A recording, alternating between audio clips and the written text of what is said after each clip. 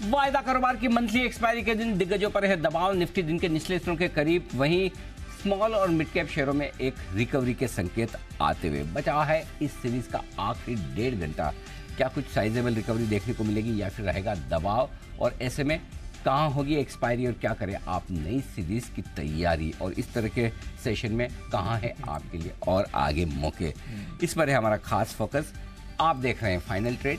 स्वागत है आप सबका बंधन म्यूचुअल फंड के जी बिजनेस स्टूडियो में। नमस्कार, मैं हूं अनिल सिंघवी। नमस्कार, मैं हूं दीपांशु भंडारी। कहा ही था कि आज का दिन निकालना है, मुश्किल रहा है दिन, बट अच्छी बात, और एटलीस्ट अच्छी बात तो नहीं, बट बात यह है कि जो सुबह की हमने वीकनेस देखी थी वहां से और कमजोर नहीं हुए हैं। जैसा जी कह रहे थे, हल्का रिकवर हुए हैं। क्या और रिकवर होंगे, किन लेवल्स पर होगी एक्सपायरी, और फिर नई सीरीज की तरफ भी आपको देना है ध्यान। सब चीजों पर करेंगे अनिल जी की राय और बातचीत भी करेंगे। पहले तो बताएं इस समय की बड़ी बातें क्या है सर? दीप, बड़ी बातों में कुछ एक्शन इसी तरह का है कि बाजार कमजोरी के साथ ही ट्रेड करते हुए दिख रहे हैं। दिग्गजों में कहीं कोई सपोर्ट आता नहीं दिख रहा है। निफ्टी 18,850 के नज़दीक है, 250 अंक नीचे 4 महीनों के निचले स्तरों पर ट्रेड करता हुआ दिख रहा है। निफ्टी बैंक भी करीबन 600 अंक नीचे है। हाँ, निचले स्तरों से करीबन 150 अंक रिकवर हुआ है, लेकिन अब भी 600 अंक नीचे है, यानी कि 750 अंक घटने के बाद 150 अंकों की रिकवरी, और ये 6 महीनों का निचला स्तर है। अब आइए मिड और स्मॉल कैप शेयर। जो स्मॉल कैप इंडेक्स 3% नीचे था, मिड कैप इंडेक्स 2.5% नीचे था। ये 2 महीनों के निचले स्तरों पर ज़रूर है, लेकिन एक अच्छी रिकवरी मिड कैप और स्मॉल कैप इंडेक्स में आती हुई दिखी है। अब mid cap small cap index निचले स्तरों से 2% रिकवर हुआ है और 1.25% कमज़ोर है, लेकिन मिड कैप इंडेक्स निचले स्तरों से 1% रिकवर होने के बाद अब भी 0.25% कमज़ोर है। डाउ फ्यूचर्स ये कब रुकेगी? ये इन्हीं का सेकंड हाफ में पिछले 2 दिनों से यहीं से दबाव बनता है। तो फर्स्ट हाफ में हम संभलने की कोशिश जरूर करते हैं, लेकिन global support completely missing. Century market trade करता हुआ डाउ फ्यूचर्स नीचे की तरफ। नेस्डेक फ्यूचर्स ये भूल गए कि कल 300 पॉइंट घटे थे, फिर भी 150 पॉइंट नीचे और नेस्डेक फ्यूचर्स आपको दिख रहे हैं। तो ग्लोबल मार्केट से सपोर्ट तो छोड़िए, उल्टा प्रेशर ही प्रेशर आता हुआ दिख रहा है। और अभी अब से लेकर आपको 90 मिनट और निकालने हैं इस बाजार में। आज इस आखिरी 90 मिनट निकालिए इस सीरीज के। वो सुना ना वो डायलॉग, कौन सा, चक दे इंडिया में, ये 90 मिनट तुमसे तुम्हारी जिंदगी को कोई नहीं छीन सकता। ऐसा कुछ खेलो कि लोग याद रखे दुनिया। हाँ, मतलब याद, फाइनल से पहले जो, हाँ मतलब जो भी, मतलब कुल मिला के ये 90 मिनट सीन आ गया। चक दे इंडिया वाला है, शाहरुख खान साहब ने जो कहा था। बट 2 चीजें हैं सर। एक तो जो सुबह लो बनाया था, एक बार जो पैनिक एक बार के लिए आया था, वहां से हम और नहीं फिसले हैं। दूसरा, लार्ज कैप आज भी कमजोर है लगातार। दूसरे दिन लार्ज कैप अपनी कमजोरी बनाए हुए हैं। मिड कैप स्मॉल कैप में भी कमजोरी तो है सर, ऐसा नहीं कह सकते कमजोरी है, पर निचले स्तरों से ठीक ठाक रिकवरी भी हुई है। स्पेशली स्मॉल कैप इंडेक्स 3% टूट गया था, अब 1.25% नीचे दिख रहा है। अब देखो दीप, सिंपल सी चीज है, क्रिकेट तो आप खेले ही होंगे, बिल्कुल, और टेनिस भी खेले होंगे। आप अगर टेनिस की बॉल को ऊपर 2-3 फ्लोर से नीचे गिराओ, 25 फीट से नीचे फेंको तो 5 फीट तो वापस ऊपर आएगी ना। ऐसे तो है नहीं कि वो मतलब फच बैठ ही जाएगी कि नहीं, बस मैं तो वैसाल तो है नहीं। वही हो रहा है थोड़ा, मतलब इतना घटने के बाद थोड़ा तो कहीं तो सपोर्ट लेगा ना। ऐसा कोई मतलब ताला थोड़ी लगने वाला है मार्केट में, बिल्कुल। मतलब आज के बाद फिर बाजार खुलेंगे नहीं, ये आखिरी दिन है बेच के, तो बेचने वाले भी तो थकते हैं। ऐसा थोड़ी खाली लेने वाले ही थक जाते हैं, थकान बेचने वालों को भी आती है। तो हल्की फुल्की रिकवरी है। अगर रिकवरी की बात करें, सिंपल सी चीज़ है, तो खाली सिर्फ स्मॉल कैप इंडेक्स में रिकवरी है। कुछ स्मॉल कैप शेयरों में रिकवरी होती हुई दिखिए। एक अच्छी चीज़ जो है दीप, जो है और अभी के बीच में जो बढ़िया हुई है, पहले बढ़िया चीज़ की बात कर लूँ क्योंकि वो एक ही है मेरे पास, खराब वाली मेरे पास बहुत सारी है। तो बढ़िया चीज़ ये है कि स्मॉल कैप इंडेक्स निचले स्तरों से 2% रिकवर हुआ है। 1000 शेयर BSE पे मजबूत है, 2800 शेयर कमजोर है, तो ये रेशियो थोड़ा बेहतर हुआ है। NSE पर 533 शेयर मजबूत है, 1680 शेयर एक ज़माना था, 125 शेयर मजबूत थे, 2000 शेयर कमज़ोर थे। तो मार्केट बेट जो 15-17 शेयर कमज़ोर के सामने एक मजबूत, हाँ नहीं 1:17, हाँ उसके सामने अब थोड़ी सी सिचुएशन 1:4 हुई है। सो मतलब थोड़ा बेहतर हुआ है। तो मिड कैप स्मॉल कैप शेयरों में तो रिकवरी है। कई सारे स्टॉक्स, अब थोड़ी स्क्रीन हल्की फुल्की हरी भी नजर आती है, नहीं तो मतलब ढूंढ के देख लिया इधर उधर, इधर से हरियाली का तो कोई नामो निशान ही नहीं है। करेक्ट। सो थोड़ा सा रिलीफ आपको मिड कैप स्मॉल कैप। लेकिन निफ्टी देखिए, निफ्टी दिन के लोएस्ट पॉइंट के पास है। लो पॉइंट से कितना ऊपर है? 10 पॉइंट ऊपर है खाली, 865, और लो है 845, यानी 20 पॉइंट ऊपर है। सो निफ्टी लोएस्ट पॉइंट पे। बैंक निफ्टी 42 से 100 का लो है, 42,250 के आसपास है, 150 पॉइंट। सो निफ्टी बैंक निफ्टी में अभी भी साइजेबल रिकवरी नहीं है। जो संकेत मिल रहा है दीप वो ये है कि अगर दिग्गजों में रिकवरी आनी है तो वो पहले बैंक निफ्टी से आएगी। उसकी दो बड़ी वजह है कि बैंक निफ्टी में एक्सिस बैंक वगैरह के रिजल्ट के बाद थोड़ा सा बेहतर माहौल है, दूसरा है कि बैंक निफ्टी में करेक्शन थोड़ा ज़्यादा भी हो चुका है, तो मुझे लगता है कि होना है तो वो होगा पहली चीज़। बाकी अगले 1.5 घंटे में मुझे कोई ऐसी खास उम्मीद नहीं कि बड़ी शॉर्ट कवरिंग आ जाए, भारी भरकम उछाल आ जाए, ऐसा कुछ होना नहीं है। हल्की फुल्की शॉर्ट कवरिंग आ जाए तो आ जाए, और वो भी तब जब कि आपको डाउ थोड़ा सा बेहतर होता दिखे। अब रहा सवाल ग्लोबल संकेतों का, आज अमेरिका में बढ़िया सेशन होगा, शानदार तेजी होगी, कल की गिरावट से अमेरिकी बाजार उभर जाएंगे, नैस्डैक 300 पॉइंट इस साल में वन ऑफ द बिगेस्ट गिरावट है, उसके बाद नहीं गिरेगा, ऐसा सोचने वाला एक भी आदमी मिला नहीं है अभी तक। कोई गारंटी नहीं। 150 पॉइंट डाउ नैस्डैक फ्यूचर्स फिर से नीचे, 125 पॉइंट डाउ फ्यूचर। सो आपको ग्लोबल सपोर्ट, मतलब आपके पास कोई कारण ऐसा नहीं कि आप अभी खरीदें क्योंकि आपको ये पता है कल 200 पॉइंट ऊपर निफ्टी मिलेगा, अभी तक ये ऐसा कोई कारण दिखता नहीं है। इसलिए मुझे लगता है कोई बड़ी साइजेबल रिकवरी नहीं आने वाली। स्टे लाइट, स्टे फोकस, अच्छी क्वालिटी के शेयर है तो शांति से बैठिए। बार बार स्क्रीन देखने में शेयर का भाव नहीं बढ़ेगा, सिर्फ ब्लड प्रेशर बढ़ेगा। तो जो बढ़ाना है वो बढ़ेगा नहीं, जो नहीं बढ़ाना, कभी कभी ये मान के चलिए कि कुछ चीज़ों को समय पे छोड़ देना चाहिए। वक्त सबसे बड़ा मरहम है। हमने वक्त कोविड का भी देखा था, जब 7,500 की निफ्टी आई थी, वो 12,500 से आई थी। ये तो 20,200 से खाली 19,800 हुआ है, तो 1,200-1,400 पॉइंट, यानी कि अभी तक तो ऐसा देखा जाए तो मुश्किल से 5-6% का करेक्शन हुआ है, which is not very big. No doubt हम समझते हैं कि करेक्शन 2% का हो, उसमें भी आपके 10% के तेज़ी के बराबर की कमाई उड़ जाती है, वो समझ में आता है। नुकसान काफ़ी होता है, 1,000-1,200 पॉइंट की करेक्शन में भी आपको नुकसान 5,000 पॉइंट के जैसे जितना प्राइसेस में हो जाता है, वो फैक्ट है, वो होता है। लेकिन आप कर भी क्या सकते हैं? ऐसे में आपको सिर्फ एक ही चीज़ करनी है, अपना पोर्टफोलियो संभालना है, देखना है, अच्छी क्वालिटी के शेयर है, शांति से बने रहिए, बैठे रहिए। कोई किसी चीज़ में वक्त कम लगता है, किसी चीज़ में ज़्यादा लगता है, कभी एक तरफा तेज़ी होती है, कभी रुक रुक कर होती है, कभी प्राइस वाइज करेक्शन होता है, कभी टाइम वाइज करेक्शन होता है। तो आपको थोड़ा समय बिताना पड़ेगा, लेकिन अगर आपके पास अच्छे स्टॉक्स हैं, भाव हमेशा आए, इस बार भी आएंगे, इसलिए चिंता करें। रहा सवाल इन्वेस्टर्स का, आज मेरी स्ट्रॉन्ग ओपिनियन है, एक इन्वेस्टमेंट की आपकी SIP की पिक या 20, 25, 30% जो आपको ठीक लगे उतना 100% आज आपको पैसा डालने ही डालने। एक इंस्टॉलमेंट आपकी ज़रूर जानी चाहिए, ऐसी इंस्टॉलमेंट जाए जिसमें आपको आज की NAV मिले, जहाँ आमतौर पर 2:30 बजे का कट ऑफ टाइम होता है अगर आप म्यूचुअल फंड्स में डालते हैं, या आप ETF खरीद लें, या आपको जो भी मतलब आपको ठीक लगे, लेकिन आज पैसा लगाने का दिन तो है। आज है। हाँ, मतलब ये नहीं कि मतलब सारा ही लगा दें जितना है उतना, दूसरों से उधार लाके भी लगा दें, जिसके पास दिखे उससे ले लें, ये सब नहीं करना है। आपके पास जितना है उसका 1/4 1/3 लगाइए और बाकी फिर शांति से बैठिए।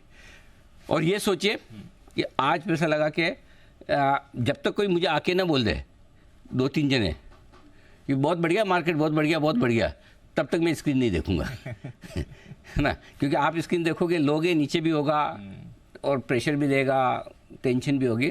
तो जब तक स्क्रीन बराबर ना हो जाए थोड़े टाइम तक, बाद में आराम से देखिए, पैसा लगा के शांति से बैठिए। शांति से बैठिए, कोई परेशानी नहीं है, बाजार कहीं नहीं जा रहा है और आप देख भी रहे हैं एक्शन है। एक्सपायरी निकालनी है, उसके बाद देखते हैं कैसे बढ़ेंगे आगे। आइए बात करते हैं हमारी टीम से भी, एक्सपर्ट्स भी जुड़ने के लिए तैयार हैं, कुशल और अरमान। कुशल बताएं, इवेंट्स कौन से इंपॉर्टेंट बाजार के लिए? बिल्कुल, तो कुछ एक नंबर्स आ चुके हैं दीप ऑलरेडी, और अभी और भी नंबर्स आने बाकी हैं। जो बाकी हैं उसमें कोलगेट, श्रीराम फाइनेंस, कोरोमंडल और समेत डिक्सन टेक, वोडाफोन आइडिया के भी नंबर्स आएंगे। ECB की पॉलिसी भी आ जाएगी, और साथ ही तीसरी तिमाही का GDP फर्स्ट रीडिंग, ये भी US के लिहाज से इंपॉर्टेंट होगा। जहां तक कल का सवाल है नंबर्स के एस्पेक्ट से, निफ्टी से बजाज फिनसर्व, सिप्ला, डॉक्टर रेड्डीज और मारुति सुजुकी समेत SBI लाइफ, BPCL और रिलायंस इंडस्ट्रीज भी अपने नंबर्स घोषित करेंगे। F&O स्पेस से काफ़ी सारी कंपनियां हैं चुनिंदा नाम में, M&M finance, city union bank, Indian hotels समेत SBI कार्ड्स, GMR एयरपोर्ट्स जैसे स्टॉक शामिल हैं। अमर राजा बैटरीज का नाम भी बदला जाएगा, अमर राजा एनर्जी एंड मोबिलिटी, ये इसका नया नाम हो जाएगा। MSCI वेटेज ये भी इंक्रीज होगा, कल से ही इफेक्टिव हो जाएगा। कोफॉर्ज और IDFC फर्स्ट बैंक में 50% IPO एंकर लॉक इन 30 दिनों वाला, मनोज वैभव जेम्स एंड ज्वेलर्स और साथ ही JSW इंफ्रा का खत्म हो जाएगा।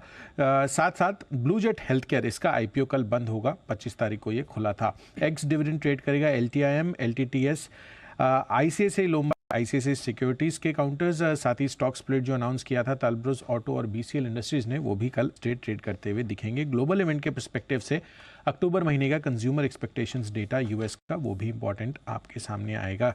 28 अक्टूबर शनिवार यहाँ पर निफ्टी से NTPC, AU small finance bank, F&O series से भारत इलेक्ट्रॉनिक्स और IDFC फर्स्ट बैंक भी अपने नंबर्स डिक्लेयर करेंगे। और रविवार को हम सबको इंतज़ार है। भारत बनाम इंग्लैंड, लखनऊ में मैच होने वाला है।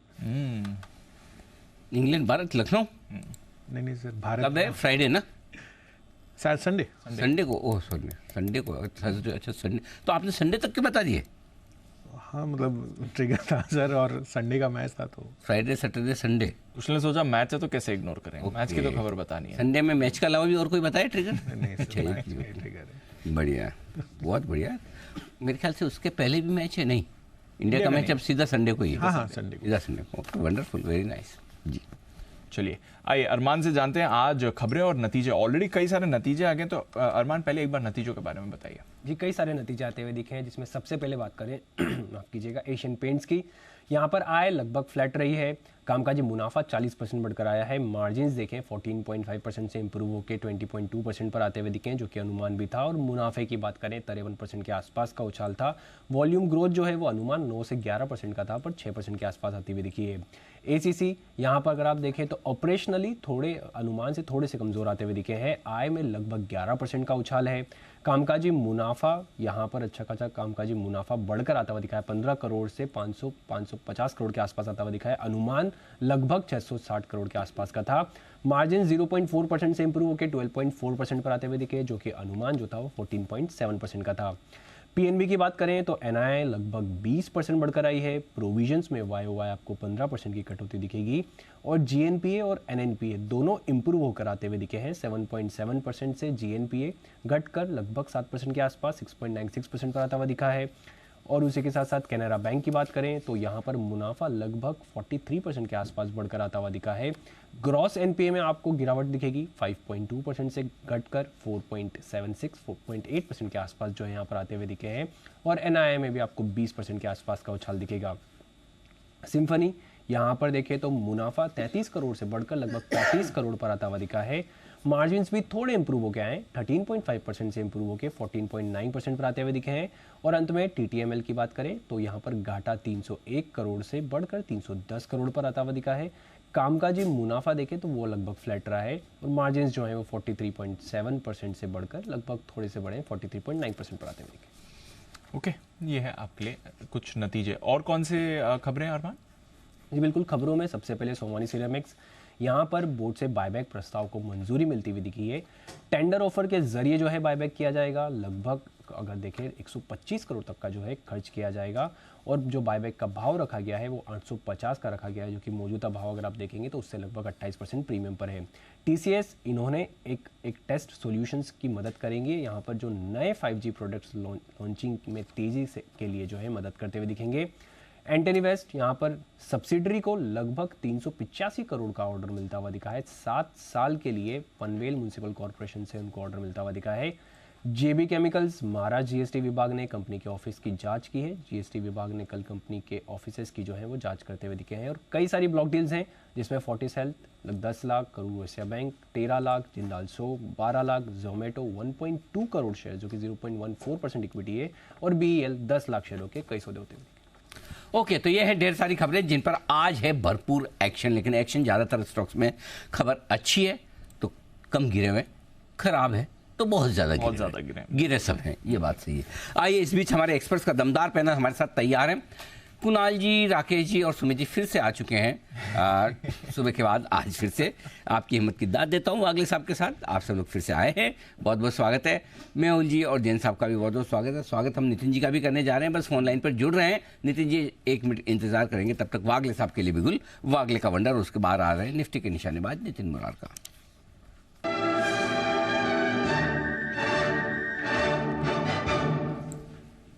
जी वागले साहब बताइए, अब क्या बिकेगा? Anil ji good afternoon, Deepanshu good afternoon. हालांकि आफ्टरनून इतनी गुड नहीं है, लेकिन आपने सही सवाल पूछा। अब क्या बिकेगा? अब वो बिकेगा जो ज़्यादा टूटा नहीं है।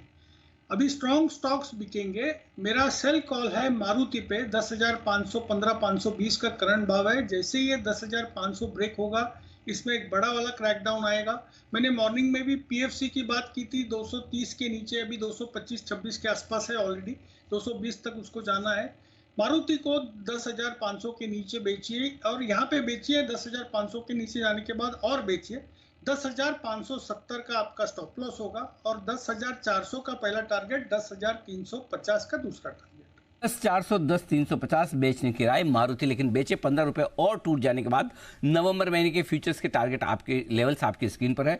10,500 के नीचे टूटने के बाद आपको करनी है बिकवाली। ये राय आपके लिए वागिल साहब की तरफ से। आइए राय नितिन जी की भी जान लेते हैं। निफ्टी के निशानेबाज नितिन मुरार का।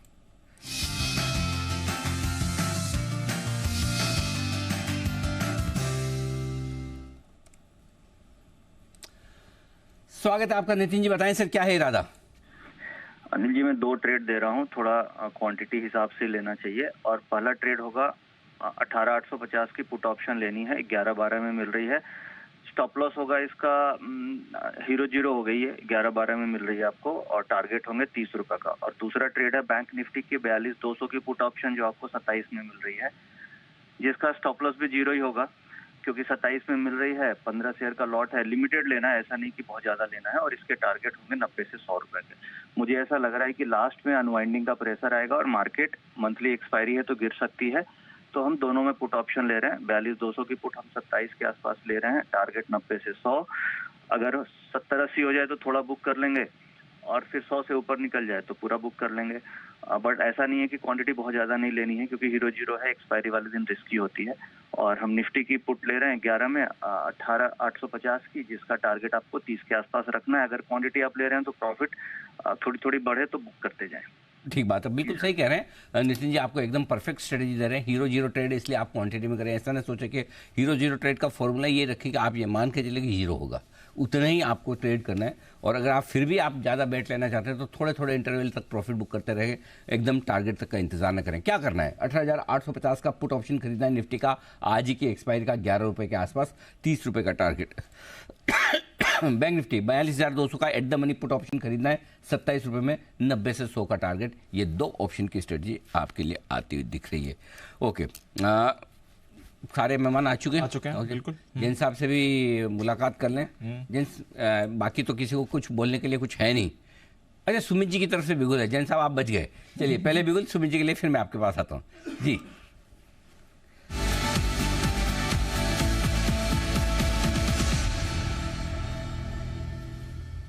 सुमित जी, पहले तो जैन साहब का धन्यवाद दें जिन्होंने आपको मौका दिया। देखो जैन साहब सबको मौका, सबको आगे बढ़ाते हैं। हाँ, पहले जिनको जिनको जो कॉल देनी देता हूँ, मैं आराम से बैठा हूँ, कोई टेंशन नहीं। बताएं सर। अनिल जी, मार्केट डल है, ज्यादा कॉल तो वैसे भी नहीं आएंगे, तो जैन साहब को ही बोलना पड़ेगा ज्यादा टाइम। ठीक बात। तो जो स्टॉक अभी अनिल जी मेरे रडार पे आया है वो सेल साइड का स्टॉक है। ऑयल मार्केटिंग कंपनीज के अंदर दबाव देखने को मिल रहा है। स्टॉक का अभी भाव चल रहा है 240 रुपए, 240 रुपए 10 पैसे। स्टॉक का नाम है HPCL, Hind petro. Hind petro के अंदर दबाव देखने को मिल रहा है। हिंद पेट्रो में सेलिंग प्रेशर है, पिछले कुछ दिनों से कंटिन्यूअसली दबाव देखने को मिल रहा है और आज ब्रेकडाउन है। HPCL के अंदर रिसेंट के स्विंग लो ब्रेक हो चुके हैं, 240 के सपोर्ट के नीचे अभी आ चुका है। स्टॉक के अंदर यहाँ से गिरावट देखने को मिलेगा, बिकवाली करें। जिन्होंने सेल किया है वो लोग होल्ड करें। स्टॉक का जो ऊपर में रेजिस्टेंस है 245, 246 के पास है, तो 246 के स्टॉप लॉस से HPCL में बिकवाली करके चलने का सलाह रहेगा। नीचे में पहला टारगेट बनेगा 234 रुपए का, दूसरा टारगेट बनेगा 230 रुपए का। 2-3 दिनों का व्यू लेके बिकवाली करें 234, 230 के टारगेट्स के लिए, 246 के स्टॉप लॉस से। ओके, तो यह आपके लिए HPCL, जहां पर आपको बिकवाली करके चलनी है। सुमित जी की तरफ से यहां पर भी सेल कॉल आ रहा है। आइए, जैन साहब भी हमारे साथ तैयार हैं। जैन साहब का भी करते हैं स्वागत। जैन साहब, गुड आफ्टरनून सर। थोड़ा मिड कैप स्मॉल कैप में रिकवरी आई है, हालांकि अभी भी नीचे है, बट स्मॉल कैप स्टॉक्स थोड़े रिकवर हो रहे हैं और रीसेंट मार्केट फेवरेट्स अच्छा कर रहे हैं। सोना BLW, आज सुबह हमने स्टॉक ऑफ द डे में इसमें बात भी करी थी, यहाँ पर रिकवरी आपको अच्छी आ रही है, 5% ऊपर अपट्रेड कर रहा है। जरा राय दें अपनी सर, जो अच्छे वाले मिड कैप्स हैं या जो खबरों के दम पर हैं वो ठीक रिएक्ट कर रहे हैं, बाकी ऑफकोर्स बाजार में कमजोरी इसकी आ रही है। बिल्कुल, देखिए, एक तो कुछ फेवरेट सेक्टर्स होते हैं मार्केट के, और जैसा कि हमने देखा कि auto ancillary sector, auto sector is doing well, तो वहां पे अच्छे रिजल्ट्स भी आ रहे हैं। जैसा कि आज मैंने सुबह भी एक स्टॉक दिया था, शांति गियर्स। थोड़ा वैल्यूएशन के लिहाज से एक्सपेंसिव जरूर था, बट ऊपर के लेवल से करेक्ट होके एक अपने सपोर्ट पे बेस बना रहा था। और दूसरी बात, quarterly results are very good, और सारे ही मुझे लगता है कि इस टाइप के जो ऑटो इंसिलरी स्टॉक्स वो अच्छा ही करेंगे, क्योंकि कार के नंबर्स बहुत बढ़िया आ रहे हैं, टू व्हीलर्स के नंबर्स बहुत बढ़िया आ रहे हैं। तो ओवरऑल जो अनिल जी ने एक बहुत बढ़िया बात बोली कि बहुत खराब न्यूज है तो बहुत ज्यादा टूटेंगे, और थोड़ी अच्छी न्यूज भी है तो कम टूटेंगे। तो वैसा ही कुछ हुआ। और आज सुबह जब मैं जैन साहब के जेम्स दे रहा था तो उस टाइम पे मैंने मेरा आउटलुक भी दिया था, और स्मॉल कैप मिड कैप के लिए मैंने आउटलुक यही दिया था, स्मॉल कैप 12,200 ये एक रेंज है जहां पे सपोर्ट लेना चाहिए, और 12,047-45 पिछले टाइम का 47, इनफैक्ट जो एनएससी में स्मॉल कैप 100 की बात कर रहा हूँ वो हाईस था, और उसके बाद काफी बड़ी तेजी एक साथ 1000 पॉइंट के लगभग आई और 13,000 के ऊपर गया, और वहां से करेक्ट होके इनफैक्ट काफी एक अच्छा मतलब बेस बनाया है। So let's see what happens, but overall I feel कि स्मॉल कैप मिड कैप ये ठीक है, आउट परफॉर्म कर रहे थे, बट ऐसा नहीं लगता कि आउट परफॉर्म कंटिन्यू नहीं करेंगे, कर सकते हैं, क्योंकि लार्ज कैप्स में और निफ्टी में मुझे संभाव जो स्टॉक्स रिलायंस हो या एचडीएफसी हो या ये सारे जो हेवी वेटेज वाले हैं या आईटीसी है, उन सब में अभी भी बहुत ज्यादा वैसा माहौल लगता नहीं है। जस्ट दैट कि they are very cheap and consolidated, तो हो सकता है कि वहां पे बाइंग आए, बट फिर भी मुझे ऐसा लगता है कि स्मॉल कैप मिड कैप में quality mid cap small caps में बने रहें, और कहीं ना कहीं बाइंग की अपॉर्चुनिटीज है, जिनके भी रिजल्ट्स अच्छे आते हैं तो वहां पे 20% 25% लेने की कोशिश भी करनी चाहिए, but yes with strong conviction, and आपका नजरिया थोड़ा लंबा रखिएगा। ऐसा कुछ भी नहीं है कि मार्केट कोई बंद होने वाला है या बहुत ज्यादा टूट रहा है तो डर के भाग जाए, ऐसा कुछ भी नहीं होता। पैसा बना है, ये नहीं भूलना चाहिए कि हम 8,900 से स्मॉल कैप इंडेक्स में ऊपर की जर्नी 13,000 के ऊपर गए हैं, तो वहां से अभी तक करेक्शन सिर्फ 1000 पॉइंट का है, बट यस M2M काफी लगता है, बट लोगों को आदत बनानी पड़ेगी। ओके, तो ये है आपके लिए जैन साहब की तरफ से राय। और बड़े समय बाद अगर कुणाल जी, राकेश जी और बाकी एक्सपर्ट ने अगर नोटिस किया हो, जरा एक बार सबको जो है, जैन साहब ने कुछ शब्दों का प्रयोग किया है, बड़े ज़माने बाद वो शब्द उनके जैन साहब के उसमें से निकले हैं। किसी ने नोटिस किया है आप में से? कहीं न कहीं जैन साहब ये शब्द पहले प्रयोग किया करते थे, अब आजकल उन्होंने करना बंद कर दिया। आज बड़े समय बाद उन्होंने कहीं ना कहीं बंद करवा दिया। जी बंसल जी।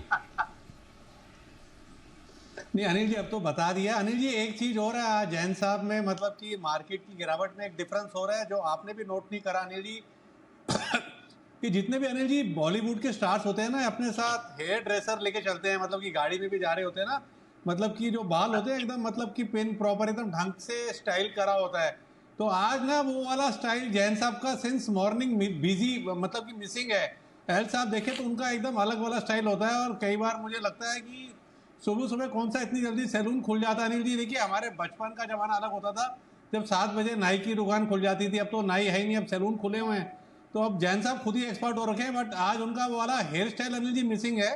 आप पीसीआर से बोल के कंपेयर भी करा सकते हैं अनिल जी, कल परसों उससे पहले का और आज का, वो वाला स्टाइल नहीं है जो पहले होता था इनका। एक्सटर्नल ब्यूटी में कोई फर्क नहीं है, जैन साहब थोड़े अंदर से नर्वस है मार्केट के हिसाब से, बाकी अंदर बाहर से तो बिल्कुल माशाल्लाह हमेशा की तरह एकदम। हाँ, ये तो कोई मतलब कहीं कोई दूर दूर तक कोई कमी नहीं है। चलिए बढ़िया, कहीं ना कहीं जैन साहब ने आज अपनी जो राय दी वो हमारे दिल को छू गई है। तो बढ़िया, क्वालिटी मिड कैप स्टॉक्स में बने रहें, डटे रहें, चिंता की कोई खास बात है नहीं। एक और मजबूत स्टॉक है, अच्छी कंपनी है, जिसके नतीजे आने वाले हैं, देख लेते हैं, लेकिन नतीजे भी अच्छे रहेंगे क्या?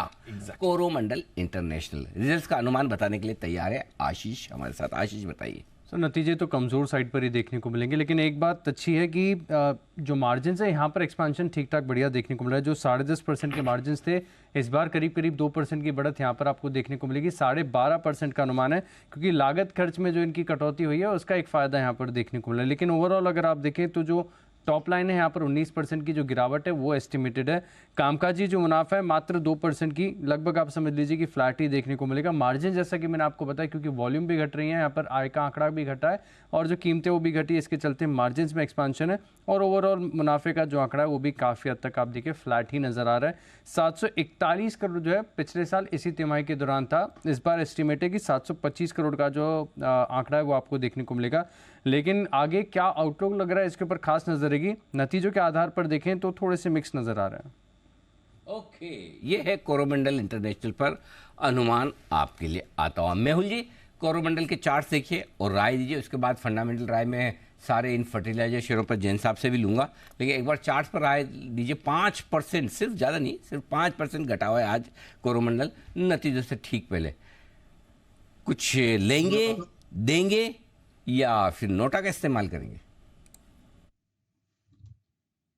Good afternoon Anil ji, good afternoon Deepanshu जी। कोरोमंडल के चार्ट्स की बात करें तो आज पहला दिन है जो एक ब्रेकडाउन आया है, यहाँ से मुझे लगता है थोड़ा सा और डाउन साइड आ सकता है 1020 1015 के आसपास अगर ये मिलता है तो बहुत ही अच्छा बाइंग जोन रहेगा, बिकॉज इसकी एक रैली की शुरुआत यहीं से ब्रेकआउट आया था और यहीं से हुई थी, ये 1200 तक गया था काउंटर और यहाँ पर 200 डे मूविंग एवरेज का सपोर्ट भी इसको मिल जाएगा और जो एक साइकोलॉजिकल लेवल है 1000 का वो भी काम आएगा यहाँ पर। तो यहाँ पर 2-3% और अगर गिरावट आती है तो बेशक इसको एक बार के लिए बाय करना चाहिए।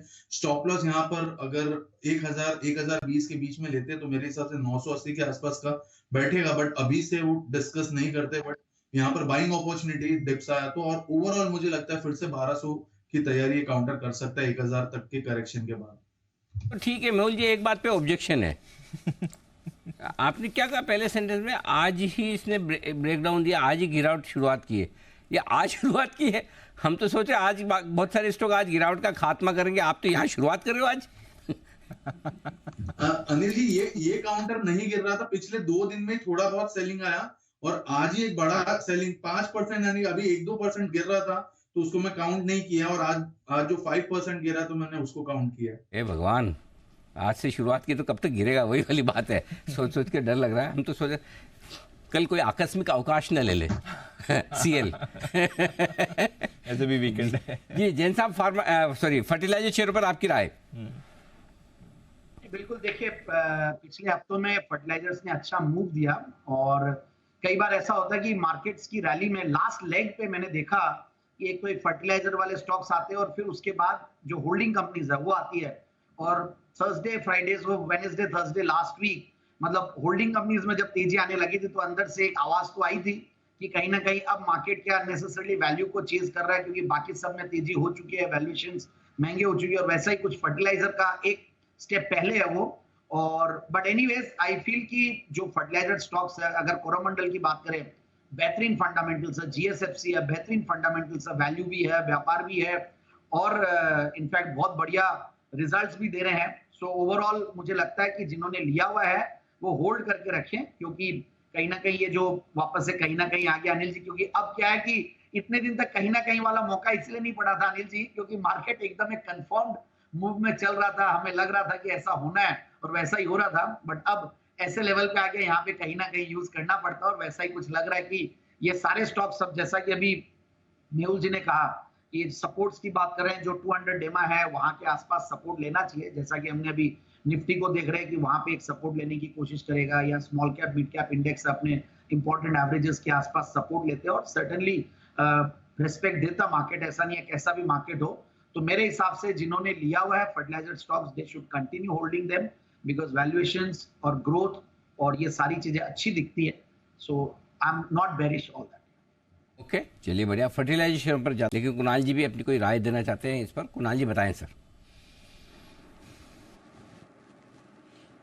अनिल जी राय नहीं, अनिल जी मैं ये कह रहा हूँ ये जो कहीं ना कहीं ये जो बोल रहे हैं हमारे जैन साहब उसको लेकर थोड़ा संकोच कर रहे हैं, तो अनिल जी बिल्कुल संकोच नहीं करना चाहिए। मुझे तो ये जुमला बड़ा अच्छा लगता है अनिल जी, और जब जैन साहब कहते हैं तो और भी अच्छा लगता है। और अनिल जी कई बार इस तरह के शब्द जो है जुबान पर चढ़ जाते हैं तो उन्हें उतारना बड़ा मुश्किल काम होता है। तो अनिल जी आप being an anchor and veteran anchor, Anil ji अगर आप कोई टिप दे पाएं कि कोई शब्द अगर या नाम कोई जुबान पर चढ़ गया उसको उतारना हो तो कैसे होता है वो? बहुत आसान तो है अनिल जी हम सबका ज्ञानवर्धन बहुत आसान है। नेशनल टेलीविजन पर एक बार ऐसे आप उल्लेख कर दें कि आप बार बार ये शब्द बोलते हैं, अपने आप के जवान से उतर जाएगा। पूछ के देख लो जैन साहब को, जैन साहब का ऐसे ही उतरा है। जैन साहब आपके लिए तो यही फॉर्मूला काम आया ना, जब मैंने बोला जैन साहब को कि आपने कितनी बार कहीं कहीं बोला, उसके बाद से बोलना बंद कर दिया। पूछो आज कितने समय बाद बोला। इनफैक्ट मैंने नोटिस किया था पूरे दिन पहले ही, मैंने सोचा था कहीं ना कहीं तो मेरा बंद हो गया, अनिल जी ने बंद करवा दिया मेरा कहीं ना कहीं। यही फॉर्मूला काम आया है जैन साहब, कहीं ना कहीं यही फॉर्मूला काम आया है बंद करवा देगा। कहीं ना कहीं जी बंसल जी। जैसे अनिल जी अभी आप अगर एक बार बोल दें कि कुणाल जी की शर्ट और जैकेट एक ही थान के कपड़े की बनी हुई है, अगर आप बोल देंगे तो कल से अनिल जी वो भी पहनना बंद हो जाएगा उनका। तो नेशनल टीवी की तो अनिल जी अपनी पावर है अनिल जी। नहीं, आप मुझे अंदर की जानकारी दे रहे हैं कि मतलब ये हमारी नॉलेज के बाहर की चीज है। इसकी ये तो मतलब इंटरेस्टिंग डीप इनसाइट दी है, डीप इनसाइट दी है। Very nice. आइए सेठी साहब से करते हैं मुलाकात, सदावर सेठी साहब की short term pics.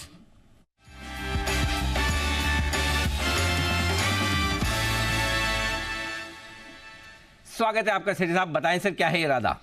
Good afternoon Anil ji, good afternoon Deepanshu. Anil ji, मेरा तो ये मानना है कि जिस तरह की एक जो सेल चल रही है मिड कैप स्मॉल कैप्स में पिछले 5-6 दिनों से, जहां हमने मिड कैप स्मॉल कैप्स में अच्छी क्वालिटी के स्टॉक्स में भी 20-25% का डाउनसाइड या करेक्शन देखा है, तो वहां पे मुझे लगता है आज ये सेल का लास्ट डे है अनिल जी। बहुत ही बोल्ड कॉल है, बट मुझे लगता है आज इस सेल में पार्टिसिपेट करना चाहिए। तो जो लॉन्ग टर्म इन्वेस्टर्स है उनको तो अपना 25 से 30% आज निवेश करना चाहिए। और बाकी अनिल जी अच्छे पिक्स है, और आज अनिल जी कन्विक्शन इतना है कि 2 की जगह 3 कॉल देना चाहूंगा अनिल जी आज। एक मिनट, ये लाइन फिर से बोली जाए ताकि लोगों को ये न लगे हमने आप पे दबाव बनाया है। हाँ, बताइए कि आप पूरे होशो हवास में ये कह रहे हैं कि आप 2 के बजाय 3 कॉल देना चाहते हैं, और वो भी बाय कॉल। बिल्कुल अनिल जी, 2 की जगह 3 कॉल देना चाह रहा हूँ। और अनिल जी देखिए, स्टॉक्स में अगर क्वालिटी हो तो कल जो मैंने 2 स्टॉक्स दिए थे, आज निफ्टी वहां से 250-300 पॉइंट नीचे है, लेकिन आज भी वो दोनों स्टॉक अपने रिकमेंडेड लेवल से ऊपर है, वहां पे कोई करेक्शन नहीं हुआ। कल रेलिगेयर था जो अभी भी 228-29 के लेवल पे है, सियाराम सिल्क मिल्स था जो कल 515 के लेवल्स पे दिया था, वो आज 523-24 के लेवल्स पे है। तो अच्छे स्टॉक्स में अनिल जी खरीदारी करने का मौका है। और आज तो हमने स्मॉल कैप इंडेक्स में एक बहुत ही अच्छी बेहतरीन रिकवरी देखी है निचले लेवल से, and that gives you more confidence Anil ji. मुझे लगता है it's the end of the sale, और इस सेल में आज पार्टिसिपेट करना चाहिए। बहुत ही बढ़िया, वंडरफुल, वेरी नाइस। बताएं सर पहला स्टॉक। अनिल जी, आज का जो मेरा पहला स्टॉक है, एक पसंदीदा स्टॉक है, स्टॉक का नाम है VPRPL, विष्णु प्रकाश आर पुंगलिया, जो अभी 185 के लेवल्स पे ट्रेड कर रहा है। अनिल जी, एक बहुत ही दमदार कंपनी है, इंफ्रास्ट्रक्चर प्रोजेक्ट्स करती है, mainly water supply projects, railways, roads और इरिगेशन, इन सब सेगमेंट को कैटर करती है। और अब आजकल इनका फोकस रेलवे प्रोजेक्ट्स के ऊपर है, जहां पे हम देख भी रहे हैं कि सरकार का फोकस है और बड़े बड़े ऑर्डर्स दिए जा रहे हैं। और इनको हाल ही में उदयपुर रेलवे स्टेशन का भी 300 करोड़ का काम मिला है। और ये कंपनी मेनली गवर्नमेंट ऑर्डर्स करती है, जैसे राजस्थान पे डिपेंडेंट थी पहले, बट आजकल अब गुजरात, MP, असम, इवन मणिपुर से भी इनको ऑर्डर्स मिले हैं। जबरदस्त 3,500 करोड़ की ऑर्डर बुक है, 51 प्रोजेक्ट्स इनके अंडरवे हैं, और बहुत ही स्ट्रॉन्ग ग्रोथ दर्ज करी है पिछले, अगर आप 5 साल में देखेंगे, FY19 में 4 साल में 12 करोड़ का जो पैट था वो बढ़ के FY23 में 91 करोड़ 91 करोड़ का पैट रिपोर्ट किया। अच्छे रिटर्न रेशियोज है, return on equity is close to 38%, margins are close to 13-14%। एक सॉलिड मैनेजमेंट है which attracts me the most. जो मैनेजमेंट है वो बहुत ही अच्छा लगता है, कंजर्वेटिव और डायनामिक, एक सॉलिड मैनेजमेंट है। तो इस स्टॉक में इस गिरावट के बाद 213 के हाइज करे थे। आज सुबह अगर मैं होता चैनल पे, मतलब कैश स्टॉक्स बोलने होते, तो डेफिनेटली बहुत अच्छे लेवल्स थे, 170-75 के लेवल्स पे स्टॉक मिल रहा था, वहां पे तो डेफिनेट बाय था। बाकी यहाँ पे भी खरीदारी करने की सलाह, for a target of 205, stop loss of 180। और तो लाइफ लाइन यूज कर लेते ना सर, फोन उठा के सीधा बोल देते हैं भाई कि मुझे जुड़ना है, उसमें क्या है। बच्चन साहब से यही तो सीखा है हमने लाइफ में। अनिल जी, सुबह के शो में आप इतने टाइम के लिए प्रेस्ड होते हो कि क्या बोले अनिल जी। नहीं, I am always busy, you are right. ऐसा नहीं है, मतलब हम रहते हैं बिजी, तो देखो इतना काम होता है, ये तो दीप आप जानते ही है, बराबर। लेकिन आपके लिए हमेशा फ्री है, बिल्कुल। चलिए, बहुत बढ़िया। तो विष्णु प्रकाश आर पुंगलिया, VPRPL, ये है वो स्टॉक जहां खरीदारी करने के लिए 180 का स्टॉप लॉस और 205 के टारगेट लिए। दूसरा शेयर भी बताएं सर। दूसरा स्टॉक अनिल जी आज है एक auto component stock, CIE India. CIE automotive है, NSE का टिकर है CIE इंडिया, 453 के लेवल्स पे अभी ट्रेड कर रहा है। अगर इस तिमाही के नतीजे देखें तो one of the best results of this quarter, मतलब सितंबर तिमाही में 375 करोड़ रुपए का पैट रिपोर्ट किया, जो पिछले साल सितंबर तिमाही में 171 करोड़ का पैट था, मतलब मोर देन डबल किया। प्रॉफिट की ग्रोथ है 120% over last year same quarter. Margins थे more than in excess of 20%। तो इस तरह के रिजल्ट्स पेश किए हैं, उसके बाद भी स्टॉक में जो बाजार की गिरावट के साथ अच्छा खासा करेक्शन हुआ है। और ये कंपनी CIE ऑटोमोटिव स्पेन की कंपनी है, मतलब इसके प्रोमोटर हुआ, पहले महिंद्रा CIE होती थी जिसमें महिंद्रा ग्रुप भी था, उनके एग्जिट के बाद अब ये fully controlled by CIE automotive Spain. Auto components बनाती है, 31 इनके प्लांट्स है, जिसमें 8 प्लांट्स इनके यूरोप में और 1 मेक्सिको में है। और मेक्सिको के प्लांट से ये टेस्ला को भी कैटर करती है, और जिस तरह से टेस्ला का इंक्रीज फोकस है भारत से कंपोनेंट सोर्स करने में, उसका एक बड़ा बेनिफिट इस जैसे स्टॉक को हो सकता है। बाकी मार्की क्लाइंट लिस्ट है, मारुति, M&M, फिर हीरो, बजाज, डेमलर, जितने नामी गिरामी OEMs है सब इनके कस्टमर्स में है। और इसमें एक और ट्रिगर है, इनका जर्मनी में एक फोर्जिंग बिजनेस है जिसको सेल कर सकती है कंपनी, तो वो भी जल्दी ही होना चाहिए, डील होनी चाहिए, तो वो एक बड़ा एक पॉजिटिव ट्रिगर रहेगा। तो इस स्टॉक में भी करंट लेवल्स पे बिल्कुल खरीदारी करने का मौका है, खरीदारी करनी चाहिए for a very short term target of 475, stop loss of 445। 445 ये है स्टॉप लॉस और 475 के टारगेट के लिए यहाँ पर करनी है आपको खरीदारी।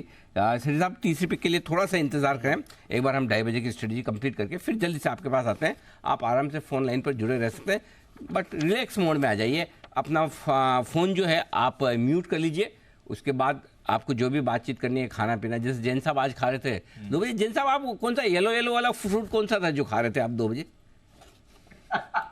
मौसम्बी खा रहा था अनिल जी। मौसमी तो जनरली जूस बना के, मौसमी कौन खाता है? नहीं, मैं मौसम्बी खा रहा था। मैं जूस से ज्यादा मैं फ्रूट्स को चबा के खाने में ज्यादा विश्वास करता हूँ। अच्छा जी, बंसल जी आपको कैसे फ्रूट्स खाए जाने चाहिए, इस पर आपको अपनी विशेष टिप्पणी और अपनी एक्सपर्टाइज आपके साथ शेयर करना चाहते हैं। जी बंसल जी। नहीं अनिल जी, मैं आपके साथ शेयर करना चाह रहा हूँ। अनिल जी, मौसम्बी का जूस नहीं पीना चाहिए अनिल जी, खाना चाहिए जैसे जैन साहब खा रहे हैं। जूस पियेंगे तो अनिल जी फाइबर तो चला गया, फाइबर तो वेस्ट हो गया अनिल जी, फाइबर का इंटेक भी चाहिए। और जैसे अभी सेठी साहब ने बोला आप बिजी रहते हैं, ज़्यादा बिजी रहते हैं, तो ज़्यादा बिजी वाले लोगों को ज़्यादा फाइबर लेना चाहिए अनिल जी। तो मौसम्बी को कुणाल जी का फॉर्मूला बराबर नहीं है क्या? फाइबर जो फाइबर की इंटेक का जो कुणाल जी का फॉर्मूला वो बराबर नहीं है। कुणाल जी कैसे करते हैं कि जूस पी लेते हैं और बचा हुआ जो मौसम्बी का है वो फाइबर अलग से खा लेते हैं, ये ठीक नहीं है। नहीं अनिल जी, कनाडा रिटर्न है अनिल जी, मतलब कि कहीं और रिटर्न होते तो कहता भी। कुणाल जी ऐसा नहीं करते अनिल जी, बिल्कुल भी ऐसा नहीं करते। हम साथ में रहे बॉम्बे में। नहीं फाइबर वेस्ट नहीं होने देते, ये अच्छी बात है। चलिए बढ़िया है जी, आइए लेते हैं अनिल की स्ट्रैटेजी।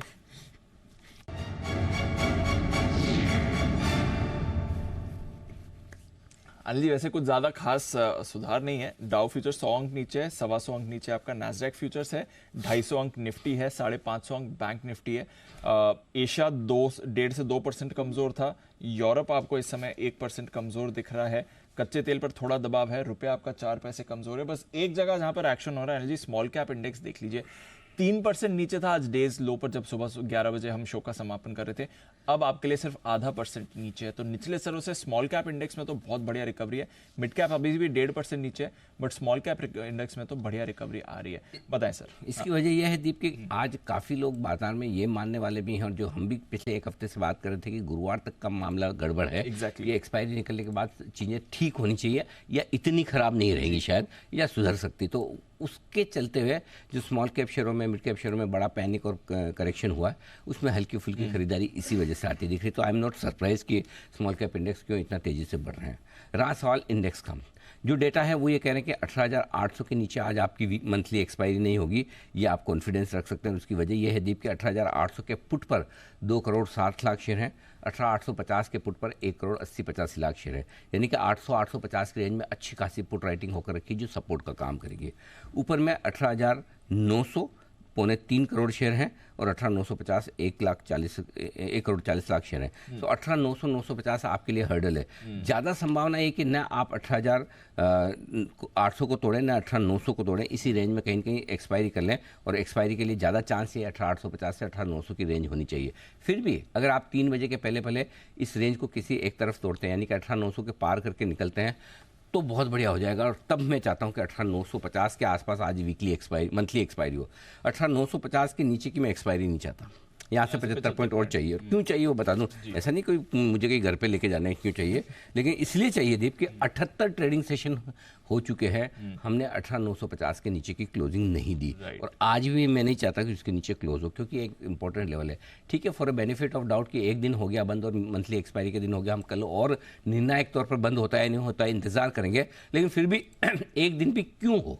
सो 18,950 अगर हम आज होल्ड कर पाते हैं तो नथिंग लाइक इट, बहुत ज़्यादा ख़राब नहीं। बाकी ख़राब तो वैसे ही है, इसके लिए तो किसी को बताने की ज़रूरत नहीं, हमें खुद को पता है हम कितने ख़राब हैं इस वक्त मार्केट में। तो सिंपल सी चीज़ है, ये है, बट डेटा ये बता रहे हैं 18,850 18,900 इस रेंज में एक्सपायरी होनी चाहिए। 3 बजे के पहले 18,800 के नीचे निकले या 18,900 के पार निकले तो 50 पॉइंट का एडिशनल मूव आप गिनकर चल सकते हैं। ये निफ्टी के डेटा। अब आइए बैंक निफ्टी। बैंक निफ्टी में सपोर्ट रेंज बहुत क्रिस्टल क्लियर नज़र आ रहा है और वो है 42,000 से 42,200 जिसके आसपास आप ट्रेड कर रहे हैं। ये रेंज आसानी से नहीं टूटेगी। 1 करोड़ शेयर 42,000 के पुट पर है और 75 लाख शेयर 42,100, 85 लाख शेयर 42,200 पर। तो अच्छी खासी पुट राइटिंग इस 200 पॉइंट की रेंज में होकर रखिए, तो ये आसानी से घटने नहीं देगा। लेकिन अगर आप ये सोचें कि बहुत बढ़ जाएगा बैंक निफ्टी तो भी आपकी गलतफहमी, क्योंकि 42,400 42,500 की रेंज में 70 और 75 लाख शेयरों के कॉल राइटर्स भी खड़े हैं। सो ऊपर में 42,500 है, नीचे में 42,000, सपोर्ट 42,200, रुकावट 42,400 42,500। ये बैंक निफ्टी का एकदम क्रिस्टल क्लियर लेवल है। उन्हीं के बीच में इसकी जहां मर्जी होगी वहां जाकर एक्सपायरी करेगा। सिंपल सी चीज़ है। तो बड़ी तेजी या बड़ी मंदी दोनों होने के चांस कम है। बस मुझे एक ही चीज़ चाहिए, 18,950 इसके नीचे बनना हो बस। 18,950 के ऊपर क्लोजिंग। चलिए सर, कोशिश रहेगी उस लेवल को करने की। आइए सेठी साहब है हमारे साथ। और सेठी साहब जुड़ रहे हैं, तब तक एक काम करें जल्दी से, एक बिल्कुल मेहुल जी के लिए भी BTS डबल टी का।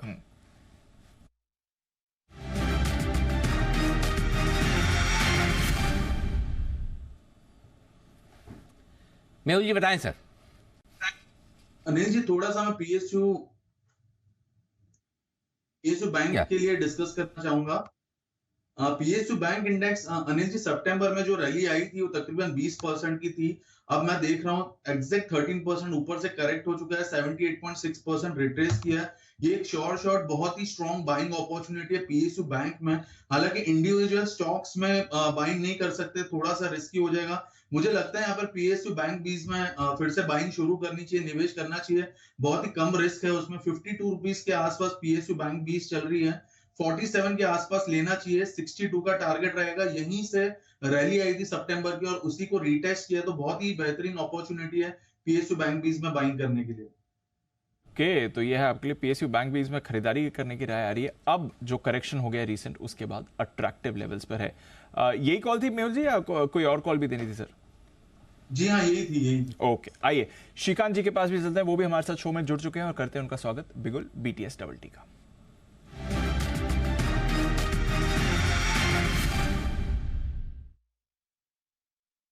जी बताएं सर।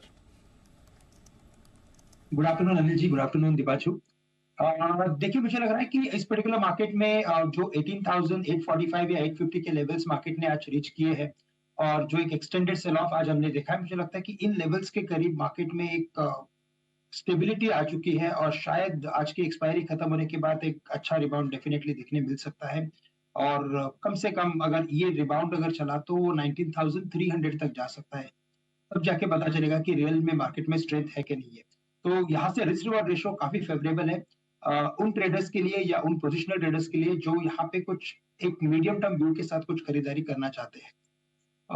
बट यस, अगर इस पर्टिकुलर मार्केट में अगर कोई एक स्पेसिफिक स्टॉक देखना है तो मुझे लग रहा है जोमैटो एक लॉन्ग करके चलना चाहिए। आज के दिन में काफी अच्छी रिकवरी की है।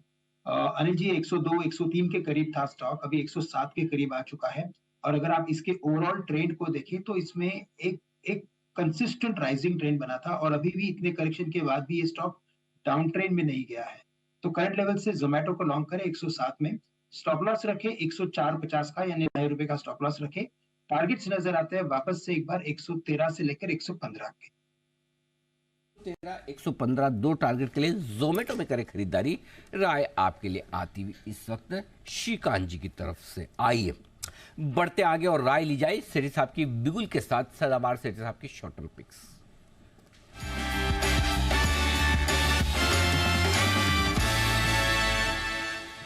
अगर एक ही साथ 3 पिक्स ले ली जाती है सेठी साहब को तो बिगुल सुनने का सु अवसर फिर से नहीं मिलता। सेठी साहब, उसके लिए आप हमें धन्यवाद भी दे सकते हैं और बताएं सर आपकी तीसरी pick. Thank you Anil ji, बिगुल सुनने को मिला वापिस। अनिल जी, जो तीसरा stock after VPRPL and CIE India, जो तीसरा स्टॉक जिसमें खरीदारी करनी है, स्टॉक का नाम है MRPL, जो अभी ₹94 के आसपास ट्रेड कर रहा है। एक ये रिफाइनिंग और पेट्रोकेमिकल के कारोबार में है ये कंपनी, और हाल ही में कैपेसिटी एक्सपेंशन किया, उसका भी फायदा देखने को मिलना चाहिए। ONGC और HPCL ये दोनों मिलके इसके प्रोमोटर्स है और वैल्यूएशन के लिहाज से अपने पीयर्स से सस्ता है। फंडामेंटल्स अच्छे हैं, return on equity 27%, date reduction पे कंपनी का फोकस है। और आज अनिल जी स्टॉक को पिक करने के पीछे कारण भी है, कल चेन्नई पेट्रो के नतीजे आए, नतीजे तोड़फोड़ थे, सही मायने में नतीजे बहुत ही दमदार नतीजे थे। और उन्हीं नतीजों की तर्ज पे ये MRPL के जो नतीजे हैं वो इस क्वार्टर के आएंगे मंगलवार को, मतलब कल फ्राइडे, फिर सोमवार और मंगलवार को इसके नतीजे आएंगे। मेरी ये उम्मीद है कि नतीजे बहुत ही अच्छे रहेंगे इसके भी। और हाल ही में इस स्टॉक में ऊपर से 117 के हाइज करे थे, वहां से 20-25% का ऑलरेडी करेक्शन हो चुका है, तो डाउन साइड भी लिमिटेड लगती है और इस लेवल से ये स्टॉक अच्छा करना चाहिए। तो खरीदारी करने की सलाह है MRPL पे for a target of 105, stop loss of 90। 190 का स्टॉप लॉस 104-155 के टारगेट के लिए। तो आप ये कह रहे हैं कि इनके भी नतीजे तोड़फोड़ आए थे चेन्नई पेट्रो के सर? हाँ बिल्कुल अनिल जी, कल आए नतीजे तोड़फोड़ थे। ओके अच्छा, अब मेरा सवाल पैनल सेठी साहब के अलावा बाकी सब लोगों से है। जरा पैनल के हमारे माननीय सदस्यगण जो हैं, देखिए तोड़ना बहुत खराब माना जाता है, ये आप सब लोग जानते हैं जी। फोड़ना भी अच्छा नहीं माना जाता, खराब ही माना जाता है। तो ये बताइए, ये तोड़ फोड़ अच्छा कैसे माना जाए? कौन जवाबदार लाइए स्क्रीन में, सारे लोग कहाँ हैं?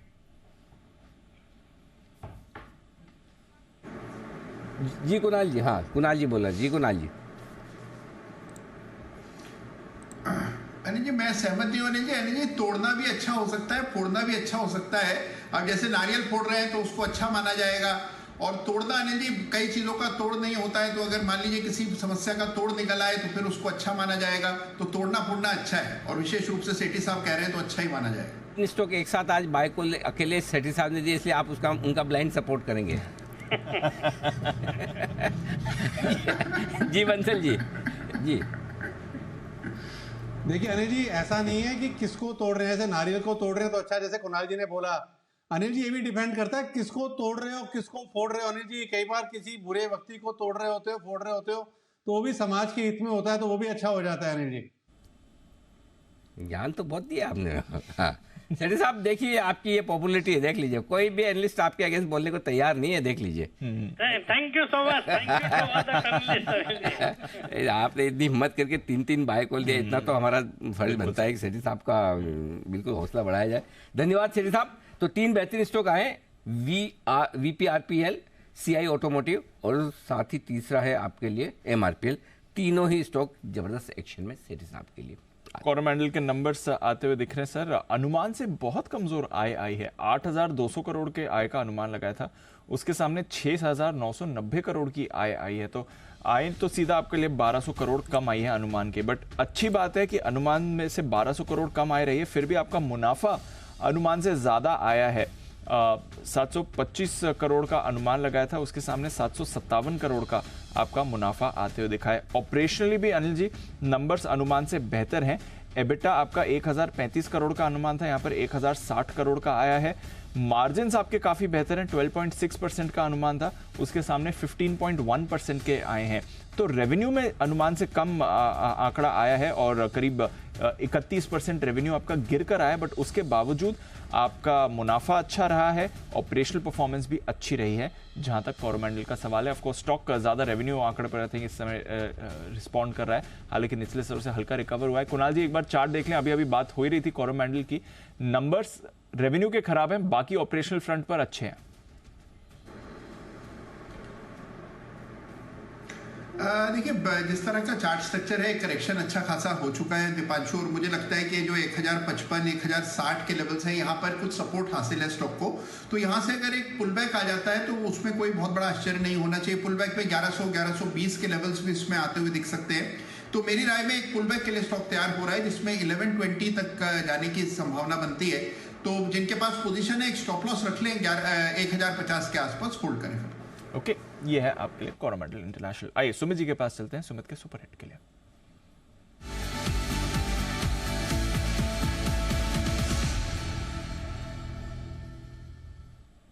बताएं सुमित जी। दिवांशु, बाय का स्टॉक रडार पे है।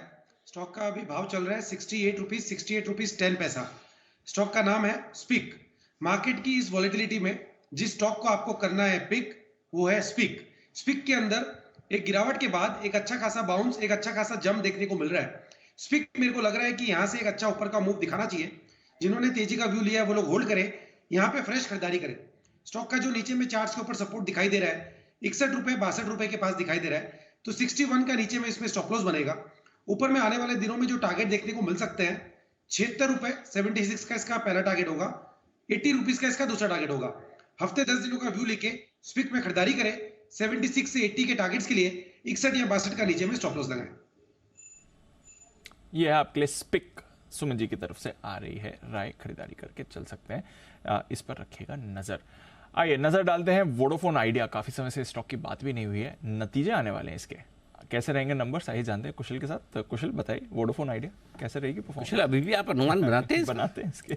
हाँ सर अनुमान ही बन रहा है, बाकी तो बताइए। तो यहाँ पर नंबर्स वाइज तो क्वार्टर बेसिस पर बहुत ज़्यादा बदलाव हम उम्मीद कर नहीं चल रहे हैं, क्योंकि स्पेसिफिकली अगर आप कंपनी का रेवेन्यू देखेंगे तो 0.4% ग्रो कर 10,700 करोड़ पर हम एस्टिमेट कर रहे हैं। ऑफकोर्स सब्सक्राइबर घटने से आय पर असर हुआ है, पर दूसरी तरफ जो कंपनी की आरपू बढ़ती हुई दिखी है उससे थोड़ा सहारा मिलता हुआ नज़र आ सकता है। तो इस वजह से आरपू करीबन 1.4% ग्रो कर 141 करोड़ पर एक्सपेक्टेड है, और एबिटा लेवल पर भी ऑलमोस्ट आधे % की गेंस हम अनुमान लगा कर चल रहे हैं 4,175 करोड़ पर। मार्जिन्स में बिना बदलाव के यहाँ पर ये तिमाही रह सकती है 39% क्वार्टर बेसिस पर, और घाटा कंपनी का लगभग 100 करोड़ से कम हो सकता है। 7,840 करोड़ रुपए का घाटा पिछली तिमाही में था, इस बारी एक्सपेक्टेशन है कि 7,550 करोड़ का घाटा यहाँ पर कंपनी दर्ज कर सकती है। तो ऑलमोस्ट आप कह सकते हैं कि 300 करोड़ घाटा कंपनी का कम हो सकता है, लगभग 3.5% तक की। अब यही देखना है कि अगेन हर क्वार्टर में जो हम कहते हैं कि पूंजी जुटाने पर कंपनी का क्या अपडेट है, ये काफ़ी अहम हो जाता है। और साथ ही टैरिफ अगर कुछ ये बढ़ाती है, क्योंकि सब्सक्राइबर बेस तो लगातार घट रहा है, तो टैरिफ्स ये बढ़ाएंगी कि नहीं बढ़ाएंगी ये एक बड़ा सवाल है। और 5G रोल आउट को लेकर क्या अपडेट है ये देखना भी ज़रूरी होगा। ओके ये है आपके लिए सारा का सारा एक्शन वोडाफोन आइडिया। काफ़ी समय से बात नहीं हुई, एक बार बंसी जी से चार्ट चेक इस पर ज़रूर कराया जाए। बंसी जी जरा देखें वोडाफोन आइडिया 11 के नीचे 10 रुपये 75 पैसे पर, कोई राय सर इस पर? दिपांशु पूरी इतनी मार्केट के अंदर मंदी आई है, निफ्टी गिरा है, बट आइडिया का टेक्निकल स्ट्रक्चर इंटैक्ट है। हालांकि ऊपर से करेक्शन बनी है और नीचे में इसका एक अहम सपोर्ट है 10 रुपीज़ 25 पैसा, 10 रुपये 25 पैसे, 10 रुपये 30 पैसे सपोर्ट है। जब तक इसके ऊपर है all is well for the idea, और आइडिया दोबारा से 12.5 रुपये 80 पैसे जाने का दमखम रखता है। तो जिनके पास है 10 रुपये 25 पैसे के स्टॉप लॉस के साथ बने रहने की राय है। ओके 10 रुपये 25 पैसे के स्टॉप लॉस के साथ बने रहिए वोडाफोन आइडिया पर। बाय द वे रिकवरी की बात कर रहे थे बंसी जी, वोडाफोन आइडिया की रिकवरी देख लीजिए स्मॉल कैप इंडेक्स में पॉजिटिव टेरिटरी में आने की तैयारी में सर। ऑलमोस्ट सारे नुकसान की भरपाई 3% गिरा था, 3% से ज़्यादा नीचे हुआ करता था स्मॉल कैप इंडेक्स आज सुबह, और वहाँ से बेहतरीन रिकवरी होती हुई दिखी है। दीपो अच्छी रिकवरी आपके सामने यहाँ पर होती हुई दिख रही है इस वक्त। ये है पूरा का पूरा एक्शन। चलिए इस पर रखिए नज़र। ये है आपके लिए एक्शन इस समय बाजार का।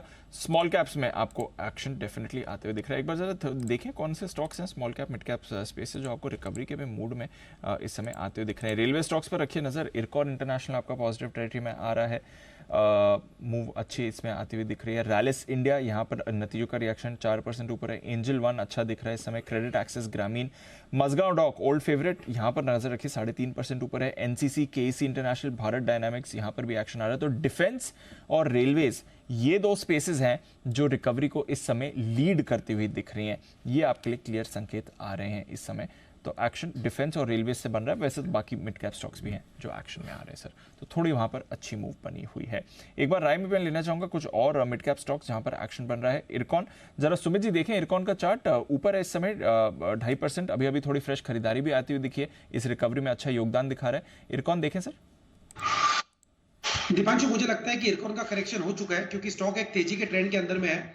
एक तेजी के ट्रेंड में मार्केट की गिरावट के साथ स्टॉक ने ऊपरी लेवल से करीब 20 से 25 रुपए का गिरावट दिखा दिया है। तो 15 से 20% के आसपास का गिरावट हो चुका है। तो अब यहां से ये वापस से ऊपर का मूव रिज्यूम करना चाहिए, क्योंकि तेजी के ट्रेंड का स्टॉक है। इसने अपना सपोर्ट और रिसेंट के जो स्विंग लो थे वो टेस्ट कर लिए और वहां से रिबाउंड के सिग्नल मिल रहे हैं। तो अभी जल्दी यहां से ऊपर में वापस से 150 से 160 रुपए तक के लेवल दिखा सकता है। पोजीशंस होल्ड करें, ऊपर का मूव वापस से देखने को मिलेगा। ओके ये है आपके लिए इरकॉन जहां पर आपको रखनी है नज़र। इनफैक्ट अनिल जी जो थोड़ी देर पहले आपसे बात हो ही रही थी कि क्या ये पैसे लगाने का समय है, आप बोल भी रहे हैं कि एक किस्त आपने पहले भी कहा था लगाने के लिए, ये आज तो डेफिनेटली लगानी चाहिए। अगर इन लेवल्स पर लोग ले रहे हैं या कॉन्फिडेंस बढ़ाने की कोशिश कर रहे हैं तो क्या कहें? दो चीज़ें हैं इसमें। देखिए, आप अगर ये आपके पास पैसे लगाने के दो ही तरीके हैं। या तो एक बार आप बहुत श्योर हो जाएं, कन्फर्म हो जाएं कि भाई मुझे पता है बॉटम बन गया, अब मैं लगाऊंगा, तब आप कभी भी बॉटम पर नहीं लगा पाएंगे, वहाँ से एक अच्छी रिकवरी के बाद ही पैसा लगाएंगे। फॉर एग्जांपल, अगर स्मॉल कैप इंडेक्स में आप सोच रहे थे तो 3% आज नीचे से रिकवर हो गया, करेक्ट, सो आप फिर बॉटम पे कभी लगाने की सोचिए भी मत। इसका मतलब है कि आप कंजर्वेटिव इन्वेस्टर हैं, ज़्यादा लाइफ में उठापटक नहीं करनी, उछल कूद नहीं करनी। जब मुझे लगेगा कि ठीक हो गया तभी लगूंगा, मुझे कम बने पैसा चलेगा लेकिन मुझे रिस्क नहीं चाहिए, which is also fair, correct. दूसरे तरीके के वो लोग हैं कि जो मुझे बिल्कुल है ना, मतलब एकदम बॉटम के आसपास ही लगाना है, वो आपको तब लगाना जब पैनिक का माहौल बहुत होता है। देखिए, इसका मतलब नहीं कि जहां आप सोच रहे हो पैनिक वहीं पे खत्म हो जाए, पैनिक उससे पहले भी खत्म हो सकता है और उसके बाद भी हो सकता है, आपके पैसे लगाने के बाद भी। तो वहां पे भी आप कभी श्योर नहीं हो सकते कि मैंने बॉटम पे लगाया ही है, क्योंकि आप सोच रहे हो बॉटम है, या तो बॉटम बनने के पहले ही मार्केट घूम जाए, कई बार तेजी का बड़ा मार्केट है, कई बार ये कि जहां आप सोचते हो उससे पैसा लगाने के बाद और घट जाए, क्योंकि आपके हिसाब से बॉटम हुआ, मार्केट के हिसाब से शायद ना हो। तो दोनों केस में आपके लिए एकदम सही जगह पैसा लगाने का चांस कम हो जाता है। तो फिर तीसरा ऑप्शन क्या है? तीसरा ऑप्शन वो है जो आप ये डिसाइड कर लें कि भाई आपको यहाँ से लेकर कहाँ तक आपको पैसा डालना है, कितना करेक्शन आए तो मैं डालूंगा, और उसको आप कुछ टुकड़ों में बांट दो, 2 टुकड़ों में, 4 टुकड़ों में, 6 टुकड़ों में, 8 टुकड़ों में, आपको जैसे डालना। सो मेरा ये मानना था, हमने क्लियर कट कहा था 18,250, 18,350 की रेंज में आपकी पहली इंस्टॉलमेंट जानी चाहिए, 18,800, 19,000 की रेंज में दूसरी इंस्टॉलमेंट जानी चाहिए। तो मैं आपको ये बता दूं दीप, आज मैंने आज के दिन मैंने म्यूचुअल फंड में पैसा डाला है। आपने लगाया? मैंने पर्सनल डाला है, थोड़ा पैसा मैंने डाला है। तो मुझे लगता है कि लेवल्स ठीक है, या म्यूचुअल फंड में आप डाल सकते हैं, एक डाइवर्सिफाइड म्यूचुअल फंड में आप डाल दीजिए, जहाँ mid cap, small cap, large cap सारे कैप हों। तो फंड मैनेजर की इच्छा के हिसाब से वो जैसे जिस जगह लगाना चाहे, अपनी अपनी रिस्क एपेटाइट है। और मैं डालता हूँ, मुझे लगता है कि जब भी बने पैसा ठीक है, नहीं बने 3 साल 5 साल मुझे तो रखना है। वो थॉट प्रोसेस आपकी है। अगर आप 3 साल 5 साल का सोच के लगाते हैं तो हो सकता है 3-6 महीने में बन जाए। आप 3-6 महीने के लिए लगाएं तो हो सकता है ना बने, 3 साल होल्ड करना पड़ जाए और बाद में वो भाव, क्योंकि आपके सामने ग्लोबल टेंशन है, आपके सामने असेंबली इलेक्शन है, यूनियन इलेक्शन है, अगले 6-8 महीने साल भर बहुत सारी इवेंट्स हैं, और ग्लोबली और जो हमको नहीं पता वो होगी उसका क्या मालूम, करेक्ट। अमेरिका की इकोनॉमी, ब्याज दरें, महंगाई, 50 चीज़ें हो सकती है। सो आप व्यू कम से कम 3 साल का लेकर, और यहाँ थोड़ा थोड़ा लगाइए। आपको 25% डालना है, 10% डालना है, 35% डालना है, ये अपना अपना कॉल हो सकता है कि भाई आप कितना नीचे की डाउन साइड देखते हैं, या आप कितना देखने को तैयार है। आपको लगता है नहीं मुझे तो बहुत सेफली चलना है, सिंपल सा फॉर्मूला ये लगा, हर 500 पॉइंट फॉल पे मैं डालूंगा, या हर 2% या हर 1% फॉल पे डालूंगा। आप अपने मन में बिठा लीजिए, मुझे यहाँ 20,000 की निफ्टी, मुझे 18,000 बॉटम लगता है फॉर एग्जाम्पल, क्योंकि 18,000 पे आप सोचेंगे बॉटम का लगता है तो आप कभी ले ही नहीं पाएंगे, क्योंकि 18,000 पे तो बॉटम 18,000 आने के बाद तो लगेगा ही नहीं, फिर तो 16,000 लगेगा। 16 आ गया कि भाई मेरे हिसाब से इतना ही गिरना चाहिए, इतना गिरे तो मेरे लिए हेल्दी करेक्शन है, और फिर आप लगाना शुरू कर दिए। तो मैं तो ये ऐसे सोच के लगाता हूँ। SIP जो चलती है उसे चलने दीजिए। अगर आपको लमसम पैसा लगाना है तो आज आपके लिए समय है, मौका होता है। बिल्कुल थोड़ा पैसा तो आपका जाना ही चाहिए। जो टाइम करना चाहते हैं, जो नहीं टाइम करना चाहते हैं, जो मंथली SIP लगाते करते हैं, उनको तो सोचने की जरूरत नहीं, उनको तो डिसिप्लिन के साथ तेजी हो या मंदी आपका पैसा जाना चाहिए। सिंपल सी चीज़, क्योंकि आपको एवरेज रिटर्न कमाने हैं। जिनको वो होता है ना, कई बार होता है कि भाई मैं तो टाइम करने की कोशिश करूंगा, मैं तो बॉटम पे लगाने की कोशिश करूंगा या गिरावट लगाऊंगा, तो उनको टाइम मेरे ख्याल से उनको लगाना चाहिए आज के टाइम। 100%। जो आप सलाह दे रहे हैं वो सिर्फ सलाह नहीं दे रहे, खुद एक्ट कर रहे हैं उस पर, और फिर आप वो सलाह देखो, वो अपनी मतलब मैं मेरे पैसे पे एक्ट कर सकता हूँ, मेरी रिस्क एपेटाइट अलग हो सकती है, दूसरों की अलग हो सकती है, ठीक है। मैं जो पैसा लगाता हूँ, मुझे 3-5 साल के लिए, 10 साल के लिए ज़रूरत ना हो, मैं उतना ही लगाता हूँ तो मुझे चल सकता है। आपकी अगर 3-5 महीने का व्यू है तो फिर आपको सोचना है। तो मैं खाली इसलिए बोल रहा हूँ कि हाँ मैं लगा रहा हूँ, लेकिन इसका मतलब नहीं कि सब लगाए। इंटरनल कॉन्फिडेंस है आपका कि हाँ भाई मुझे यह पता है कि मार्केट बंद नहीं होगा, ताला नहीं लगेगा। मैं ये नहीं कहता कि नहीं गिर सकता है, गिरेगा, हो सकता है 18,500 आ जाए, मैं और डालूंगा, मैं तैयार हूँ मेंटली। हाँ 18,500 आएगा तो मैं और डालूंगा, लेवल निकाल लेंगे, उसमें देखेंगे किन लेवल के आसपास और डालना चाहिए। 18,500 आएगा, और ये मुझे पता है, जो मैं बहुत स्ट्रांगली मैं आपको बता भी रहा हूँ, 16,800 से 17,000 में आपने बॉटम बनाया जी, और वहाँ से आपने 20,200 की एक तरफा तेजी देखी, राइट, पिछले जून से, जी जून 2022 से 15 जून के आसपास मेरे ख्याल से 16,800 17,217 बराबर, वहाँ से हमने एक तरफा तेजी देखी है। तो अपने वो मान के चलते हैं। इसमें सिंपल फॉर्मूला बना लो, 500 पॉइंट का फॉल आएगा तो मेरी SIP है, जो आना नहीं है। फिर उसमें अगर आपका पूरा नहीं भी लगा, 50% लगा, 30% लगा, 70% लगा, जितना लगा आपकी किस्मत।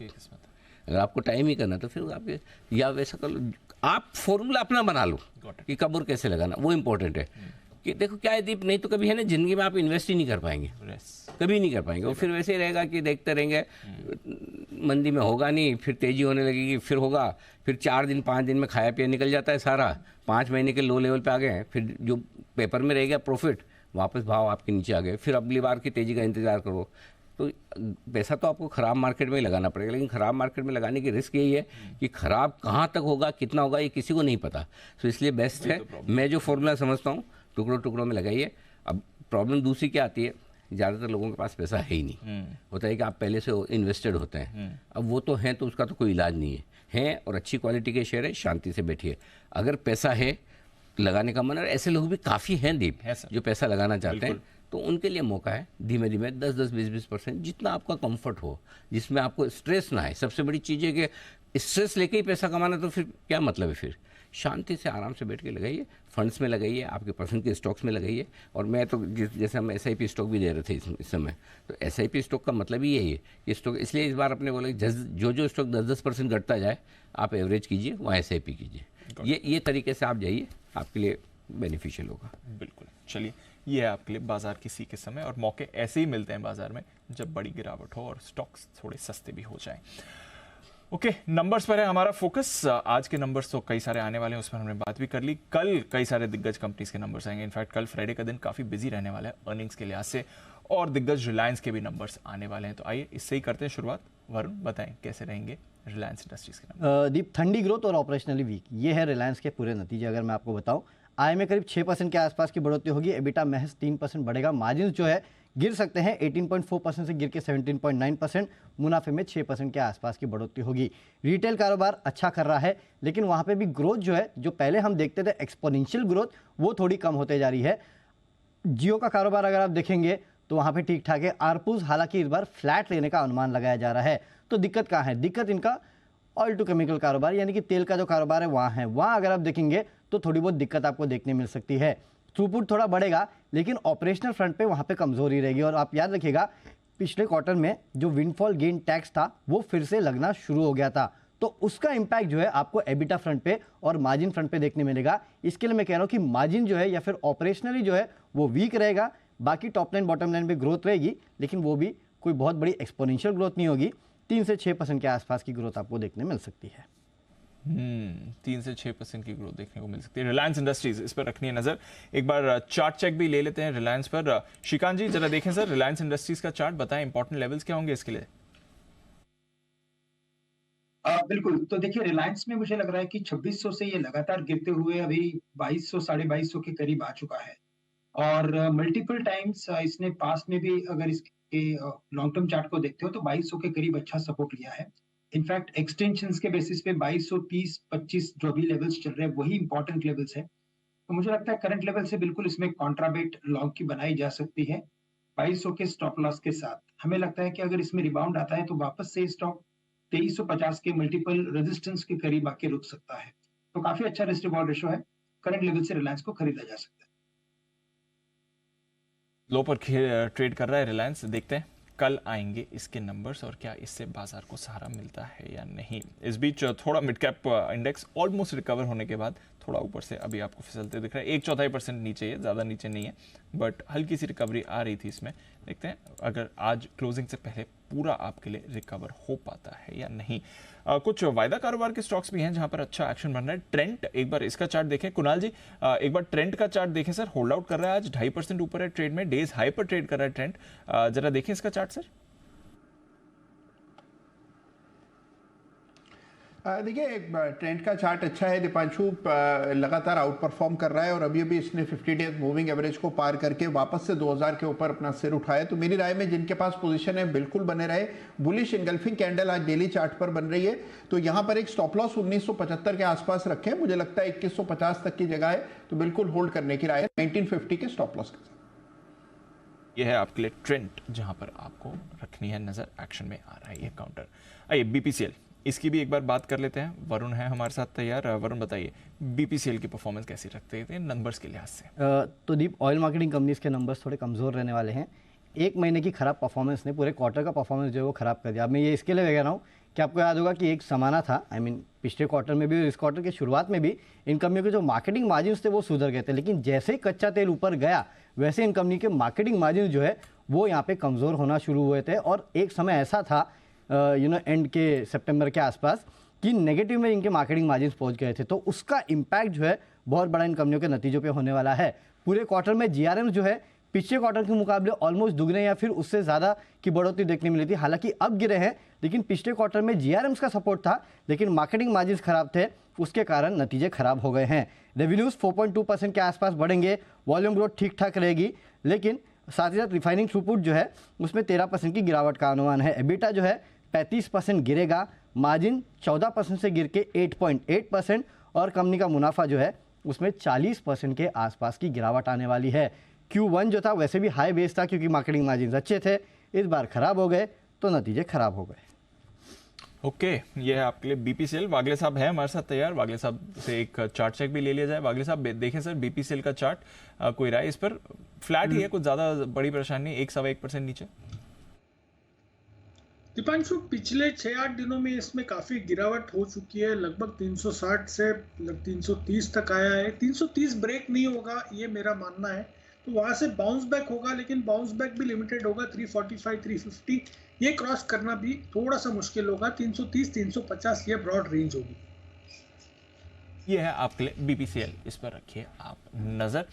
स्मॉल कैप मिड कैप में तो थोड़ी रिकवरी आई थी। निफ्टी कोई रिकवरी के आसार दे नहीं रहा है, 280 पॉइंट नीचे निफ्टी, 580 पॉइंट नीचे बैंक निफ्टी। तो यहाँ पर तो कुछ भी रिकवरी के आसार आपको दिख नहीं रहे हैं बाजार में। इनफैक्ट कुछ काउंटर्स जहाँ पर और आपको वीकनेस दिख रही है। इंडियन होटल्स ये भी आज आपको कमजोर दिख रहा है, 3.5% का कट इंडियन होटल्स के चार्ट पर है। एक बार जरा मेहुल जी से राय ली जाए इस पर। मेहुल जी जरा देखें डेज लो पर इंडियन होटल्स, आई थिंक थोड़ा आज एक्सपायरी रिलेटेड मूव भी है इसमें, खैर बट चार्ट क्या कहती है इसकी? दीपांशु, ये चार्ट तो ये कहता है कि यहाँ से ज्यादा कुछ डाउनसाइड नहीं है, बहुत ही अच्छा खासा करेक्शन आ गया 420 के आसपास है।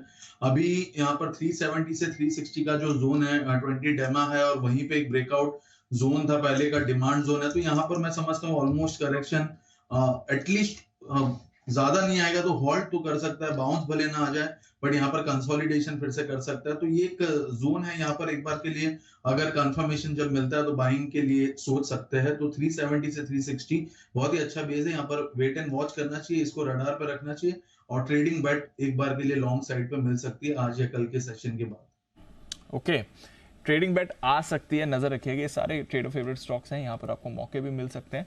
एक बार देखिए, रिकवर होने दीजिए और एक्सपायरी खत्म होने दीजिए, फिर आप एक्शन आते हुए दिखेंगे। मारुति, इसकी भी कर लेते हैं बात। अभी इस पर बात भी हो रही थी, शो की शुरुआत वागले साहब ने मारुति पर सेल कॉल से करी थी। इसके कल नंबर्स भी आने वाले हैं, फोकस में रहने वाला काउंटर। एक बार कुशल है तैयार बताने के लिए कैसे रहेंगे नंबर्स। कुशल बताइए मारुति। बिल्कुल, तो स्टॉक पर तो थोड़ा दबाव देखने को मिल रहा है आज के दिन में, पर नंबर्स के लिहाज से काफ़ी अच्छा प्रदर्शन रह सकता है इस तिमाही में। सबसे पहले रेवेन्यू फ्रंट पर करीबन 24% ग्रो कर 37,000 करोड़ पर कंपनी अपनी आय दर्ज कर सकती है। ऑफकोर्स वॉल्यूम का सहारा है, 6.5% की वॉल्यूम ग्रोथ यहाँ पर हुई है इस तिमाही में, और साथ ही कंपनी की रियलाइजेशंस जो है करीबन 18% ग्रो कर 6.8 लाख पर यूनिट पर कंपनी ने दर्ज किया है, ऐसा हम उम्मीद लगाकर चल रहे हैं। इस वजह से कंपनी का कामकाजी मुनाफा करीबन 46% ग्रो कर 4,050 करोड़ पर आ सकता है, और साथ ही कंपनी की मार्जिन्स में भी ऑलमोस्ट 1.6% का आपको इजाफा देखने को मिलेगा। 9.3% के मुकाबले 10.9% के मार्जिन्स वायवा बेसिस पर कंपनी दर्ज कर सकती है। मुनाफे के लिहाज से करीबन 53% ग्रो कर 3,150 करोड़ ये कंपनी मुनाफा भी बॉटम लाइन पर दर्ज कर सकती है। ऑफकोर्स ये भी देखना है कि आगे चलकर कंपनी के किस तरह की प्रोडक्ट लॉन्च पाइपलाइन है, क्योंकि अभी हाल फिलहाल में पिछले कुछ तिमाहियों में जो नए इन्होंने एसयूवी लॉन्चेस भी किए हैं उससे भी बड़ा सहारा मिला है इनके वॉल्यूम्स के लिहाज से, और आगे चलकर किस तरह की रणनीति रहने वाली है कंपनी की, कौन से सेगमेंट पर फोकस है और एक्सपोर्ट्स को लेकर क्या आउटलुक है, ये जानना काफ़ी अहम होगा। मारुति, इस पर रखनी है नजर। एक बार जैन साहब से भी राय लीजिए। जैन साहब, वैसे तो फेस्टिव सेल्स इस समय बढ़िया चल रही हैं, अपडेट्स भी अच्छे हैं, ऑटोज वैसे भी फोकस में रहे, सेक्टर लीडर से कोई एक्सपेक्टेशन मारुति? नहीं, देखिए वैसे बढ़िया लगता मुझे मारुति, और निचले लेवल से काफी दिनों से रेकमेंड भी किया है और इनफैक्ट 8,800-900 के रेंज से अच्छा खासा चला है और अब थोड़ा लाजमी है कि मार्केट के साथ करेक्ट कर रहा है, but overall I am bullish on Maruti Suzuki और मुझे ऐसा लगता है कि जो इनके ईवी में जो एंट्री होने वाली है और ये सारी जो डेवलपमेंट्स कर रहे हैं और न्यू मॉडल्स और सबको इनफैक्ट काफी अच्छा वो मिलता है और रूरल इंडिया में सर्टेनली जबरदस्त पॉपुलैरिटी है इस ब्रांड की और इस कंपनी की। तो आई फील कि देखिए डरना नहीं है और ये वैसे बहुत ज्यादा अगर देखें तो हिस्टोरिक अगर मूव देखें तो कोई बहुत बड़ा मूव अभी भी मारुति में आया नहीं है, जो मतलब 10,000 का लेवल से पहले भी छुआ हुआ था और उसके हिसाब से इस रैली में उतना बड़ा मूव नहीं दिया। तो आई फील कि बने रहना चाहिए मारुति में और नीचे आए तो कहीं ना कहीं इसको डिप्स में खरीदारी करे और लॉन्ग टर्म के हिसाब से नजरिया बनाए। हिसाब से नजरिया बनाइए मारुति। फिलहाल शॉर्ट टर्म में थोड़ी वीकनेस है, सेल कॉल आया था वागले साहब की तरफ से, बट देखते हैं कल नंबर्स इसके वो एक इंटरेस्टिंग ट्रेंड थ्रो अप कर सकते हैं मारुति के लिए। इंटरेस्टिंग रहेगा काउंटर, देखते हैं इसकी नज़र भी कैसी रहेगी। बाकी ऑटो स्टॉक्स के लिए भी एक अच्छा ट्रेंड इसकी तरफ से आ सकता है। एक काउंटर जिसमें आज आपको एक थोड़ी रिकवरी दिखी है वो है BHEL। इसका चार्ट एक बार जरा पुल अप करिए। पॉजिटिव टेरिटरी में आ गया है, रिसेंटली गिरावट में इसकी भी भारी पिटाई हुई थी, बट आज ये अच्छी रिकवरी के मूड में दिख रहा है। सुमित जी कैसे देखना है BHEL? ये एक्सपायरी रिलेटेड एडजस्टमेंट्स हैं कुछ और चार्ट्स क्या कहती हैं सर? देखिए 2 दिनों का कंफर्मेशन के लिए और वेट करना होगा तेजी के लिए। स्टॉक ने गिरावट के बाद रिबाउंड के संकेत दिए, लेकिन अभी तक यहां से अच्छी तेजी बनेगी कि नहीं बनेगी उसके लिए अभी थोड़ा डाउटफुल है। 120-121 का लेवल ऊपर पे टूटेगा तब इसके अंदर ऊपर का मोमेंटम बनेगा, नहीं तो हो सकता है थोड़ा प्रॉफिट बुकिंग वापस से देखने को मिले। तो अभी थोड़ा सा बाइंग के लिए वेट एंड वॉच करें। वेट एंड वॉच करना बेटर रहेगा। चलिए फार्मा पर फोकस करते हैं क्योंकि कल 2 फार्मा कंपनीज के नंबर्स आएंगे, सिप्ला और डॉक्टर रेड्डी। सिप्ला से करते हैं शुरुआत। रिसेंटली खबरों में भी रहा है, क्या जो खबर आ रही है प्रमोटर स्टेक सेल की, क्या इस पर भी कुछ फाइनल डिसीजन कल आ सकता है या नहीं, ये भी एक फोकस में रहेगा। नंबर्स तो ऑफकोर्स फोकस में है ही। नुपुर से जानते हैं। नुपुर बताइए सिप्ला। बिल्कुल, नंबर्स तो स्ट्रॉन्ग रहने की उम्मीद है और प्रमोटर स्टेक सेल पर भी नज़र रहेगी। क्या अपडेट आता है यहाँ पर उससे रिलेटेड भी जो भी अपडेट होगा वहाँ पर नज़र रखनी होगी। लेकिन नंबर्स देखें तो इस क्वार्टर में 11% से बढ़कर आए करीबन 6,490 करोड़ के आसपास के आ सकते हैं। कामकाजी लेवल पे मुनाफा 18% की उम्मीद है कि बढ़कर इस बार 1,534 करोड़ के आसपास आता हुआ दिखेगा। मार्जिन एक्सपेंशन की उम्मीद है 200 बेसिस पॉइंट से। पिछले साल कंपनी ने 22% के मार्जिन के थे, इस बार उम्मीद है कि 24% के मार्जिन आ सकते हैं। और मुनाफा भी देखें तो 26% की ग्रोथ यहाँ पे लेके चल रहे हैं। 1,000 करोड़ के आसपास का मुनाफा इस क्वार्टर में आ सकता है। डोमेस्टिक कारोबार से 11% की उम्मीद है। यूएस के जो आय है वो करीबन 21 से 22 करोड़ डॉलर के आसपास रह सकती है।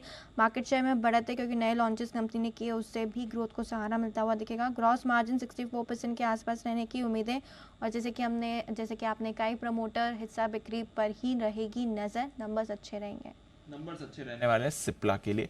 ये है आपके लिए चार्ट जिस पर करना है फोकस। श्रीराम फाइनेंस, इसके भी नंबर्स आ गए हैं आपके लिए। यहाँ पर भी एक बार जरा फोकस कर लेते हैं। मुनाफे का आंकड़ा अनुमान से बेहतर आया। 1750 करोड़ का मुनाफा आपको आते हुए दिख रहा है। 1685 करोड़ के मुनाफे का अनुमान लगाया था। नेट इंटरेस्ट इनकम यहाँ पर भी आप रखिए नजर, ये आंकड़ा भी आपके लिए आने वाला है। 4,600 करोड़ की नेट इंटरेस्ट इनकम आई है, अनुमान 4,370 करोड़ का था। तो दोनों मुनाफा और नेट इंटरेस्ट इनकम अनुमान से बेहतर आपको आते हुए दिख रहे हैं। अच्छा फर्स्ट कट आपको यहां पर दिखेगा। एसेट क्वालिटी में भी हल्का सुधार हुआ है। 6.03% से घटकर 5.8% पर आपके लिए ग्रॉस एनपीएस आए हैं। अच्छा आंकड़ा आपको दिख रहा है, सुधार के साथ ही आया है। नेट एनपीएस ये भी 3% से घटकर 2.8% पर आपको आते हुए दिख रहे हैं। तो एसेट क्वालिटी में सुधार है, नेट इंटरेस्ट इनकम और मुनाफा दोनों आपके अनुमान से बेहतर आते हुए दिखे। ग्रोथ भी अच्छी दिखी आती है, इसलिए थोड़ा सा स्पाइक भी आपको चार्ट में आते हुए दिख रहा है। बागले साहब, श्रीराम फाइनेंस जरा इसके चार्ट भी आप पुल अप कर लीजिए। एग्जैक्टली 1800 के लेवल पर है। फर्स्ट कट नंबर्स अनुमान से बेहतर दिख रहे हैं सर। दीपांशु, 1750 का एक सपोर्ट है। आज का लो शायद 1760-62 का है और वहां से घुमा है। अपसाइड 1840 तक हो सकती है। सो 1850 और 1750 ये रेंज में थोड़ा सा टाइम स्पेंड करेगा। मैं यहाँ बाय करने की भी सलाह नहीं दूंगा। 1750 ब्रेक होता है तो फिर बड़ा वीकनेस या ये 1700 के नीचे जा सकता है। फिलहाल साइडवेज व्यू है। ओके, तो ये है राय आपके लिए श्रीराम फाइनेंस। नतीजे अभी अभी आपकी स्क्रीन पर फ्लैश होते हुए दिख रहे हैं। आइए जय ठक्कर है तैयार, वक्त है कैश का ऑप्शन लेने का।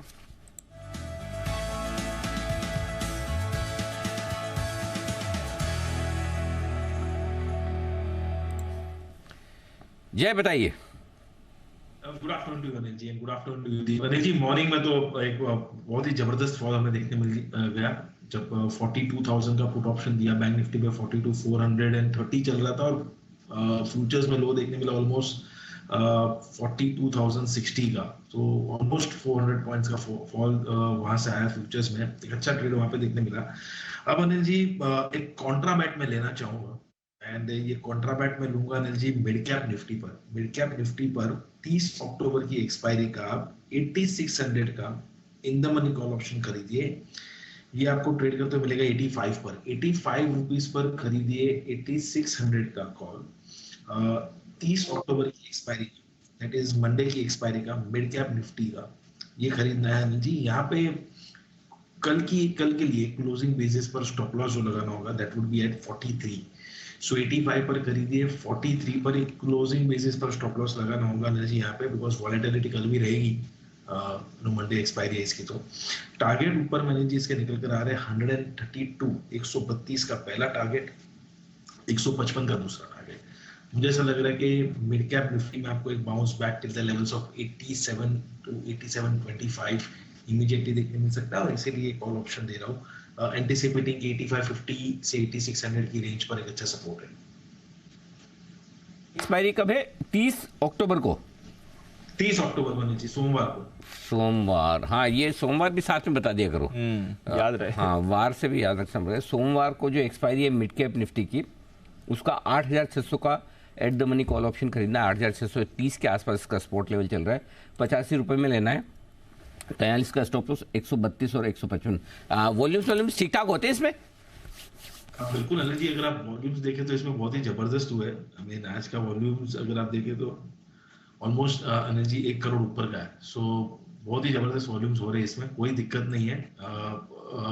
बिडास में भी कोई प्रॉब्लम नहीं है, अच्छी तरह से ट्रेड होता है एंड अच्छी तरह से ले बेच सकते हैं सब। ओके चलिए, तो मिड कैप निफ्टी सोमवार की एक्सपायरी 30 अक्टूबर, 8600 का कॉल ऑप्शन यहाँ पर रखनी है आपको नजर।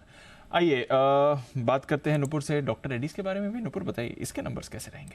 इसके मिले जुले नंबर्स रह सकते हैं। कंपनी की आय तो 7% से बढ़कर है कि इस बार आ सकती है। उम्मीद है कि 6760 करोड़ के आसपास आती हुई दिखेगी, लेकिन कामकाजी लेवल पे आपको थोड़ा कंसर्न दिख सकता है। यहाँ पर जो कामकाजी मुनाफा है वो बिल्कुल फ्लैट रहने की उम्मीद है, 1900 करोड़ के आसपास आ सकता है। मार्जिन में डिप इस क्वार्टर में देखने को मिल सकता है। 30% के मार्जिन घट के 28% होने की उम्मीद है। मुनाफा भी देखें तो सिर्फ 12.5% की ग्रोथ यहाँ पे लेके चल रहे हैं। 1255 करोड़ के आसपास मुनाफा आ सकता है। बेस में 193 करोड़ का एडजस्टमेंट है, तो वो आपको ध्यान में रखना है PLI स्कीम के तहत। लेकिन नॉर्थ अमेरिका की आय की बात करें तो 30 से 35 करोड़ डॉलर रहने की उम्मीद है। डोमेस्टिक कारोबार में 8% की ग्रोथ की उम्मीद है। और रशिया और CIS कंट्रीज में थोड़ा इम्पैक्ट, उनका जो इम्पैक्ट है वो आपको दिखेगा, जिसकी वजह से मिला जुला क्वार्टर डॉक्टर रेड्डीज के लिए हो सकता है। नए लॉन्चेस पर रहने वाली है नजर, आने वाले 12 से 15 महीनों में स्ट्रॉन्ग पाइपलाइन है, तो उस पर इंपॉर्टेंट जो कॉमेंट्री होगी उस पर रहेगी नजर। लेकिन मिला जुला क्वार्टर डॉक्टर रेड्डीज के लिए हो सकता है क्वार्टर 2। मिला जुला क्वार्टर रहने वाला है, कुछ ज़्यादा खास एक्सपेक्टेशन है नहीं डॉक्टर रेड्डीज के लिए। बंसी जी एक बार चार्ट भी देख लेंगे सर, डॉक्टर रेड्डीज के कुछ ज़्यादा खास है भी नहीं इस समय ट्रेड में, हालांकि निचले स्तर से थोड़ा रिकवर भी हुआ है ये काउंटर। दीपांशु निचले स्तरों से रिकवर हुआ है, साथ में अपने इंपॉर्टेंट सपोर्ट्स को रिस्पेक्ट कर रहा है। 5400 नीचे में एक सपोर्ट है, उसको तोड़ा था, उसके ऊपर बना हुआ है। तो जब तक 5400 के लेवल्स को रिस्पेक्ट कर रहा है तब तक ठीक है। 54 के लेवल्स टूटेंगे तब डिस्टॉर्शन देखने को मिलेगा। तो 5400 का क्लोजिंग बेसिस पर इसको मॉनिटर करें, ये लेवल्स टूटे हैं तब शॉर्ट करने की राय है, एल्स जिनके पास है बने रहें। ये है आपके लिए डॉक्टर रेड्डीज, यहाँ पर आपको मूव आती हुई दिख सकती है। आइए 3:20 लेते हैं अनिल जी की आज की फाइनल मार्केट स्ट्रेटजी।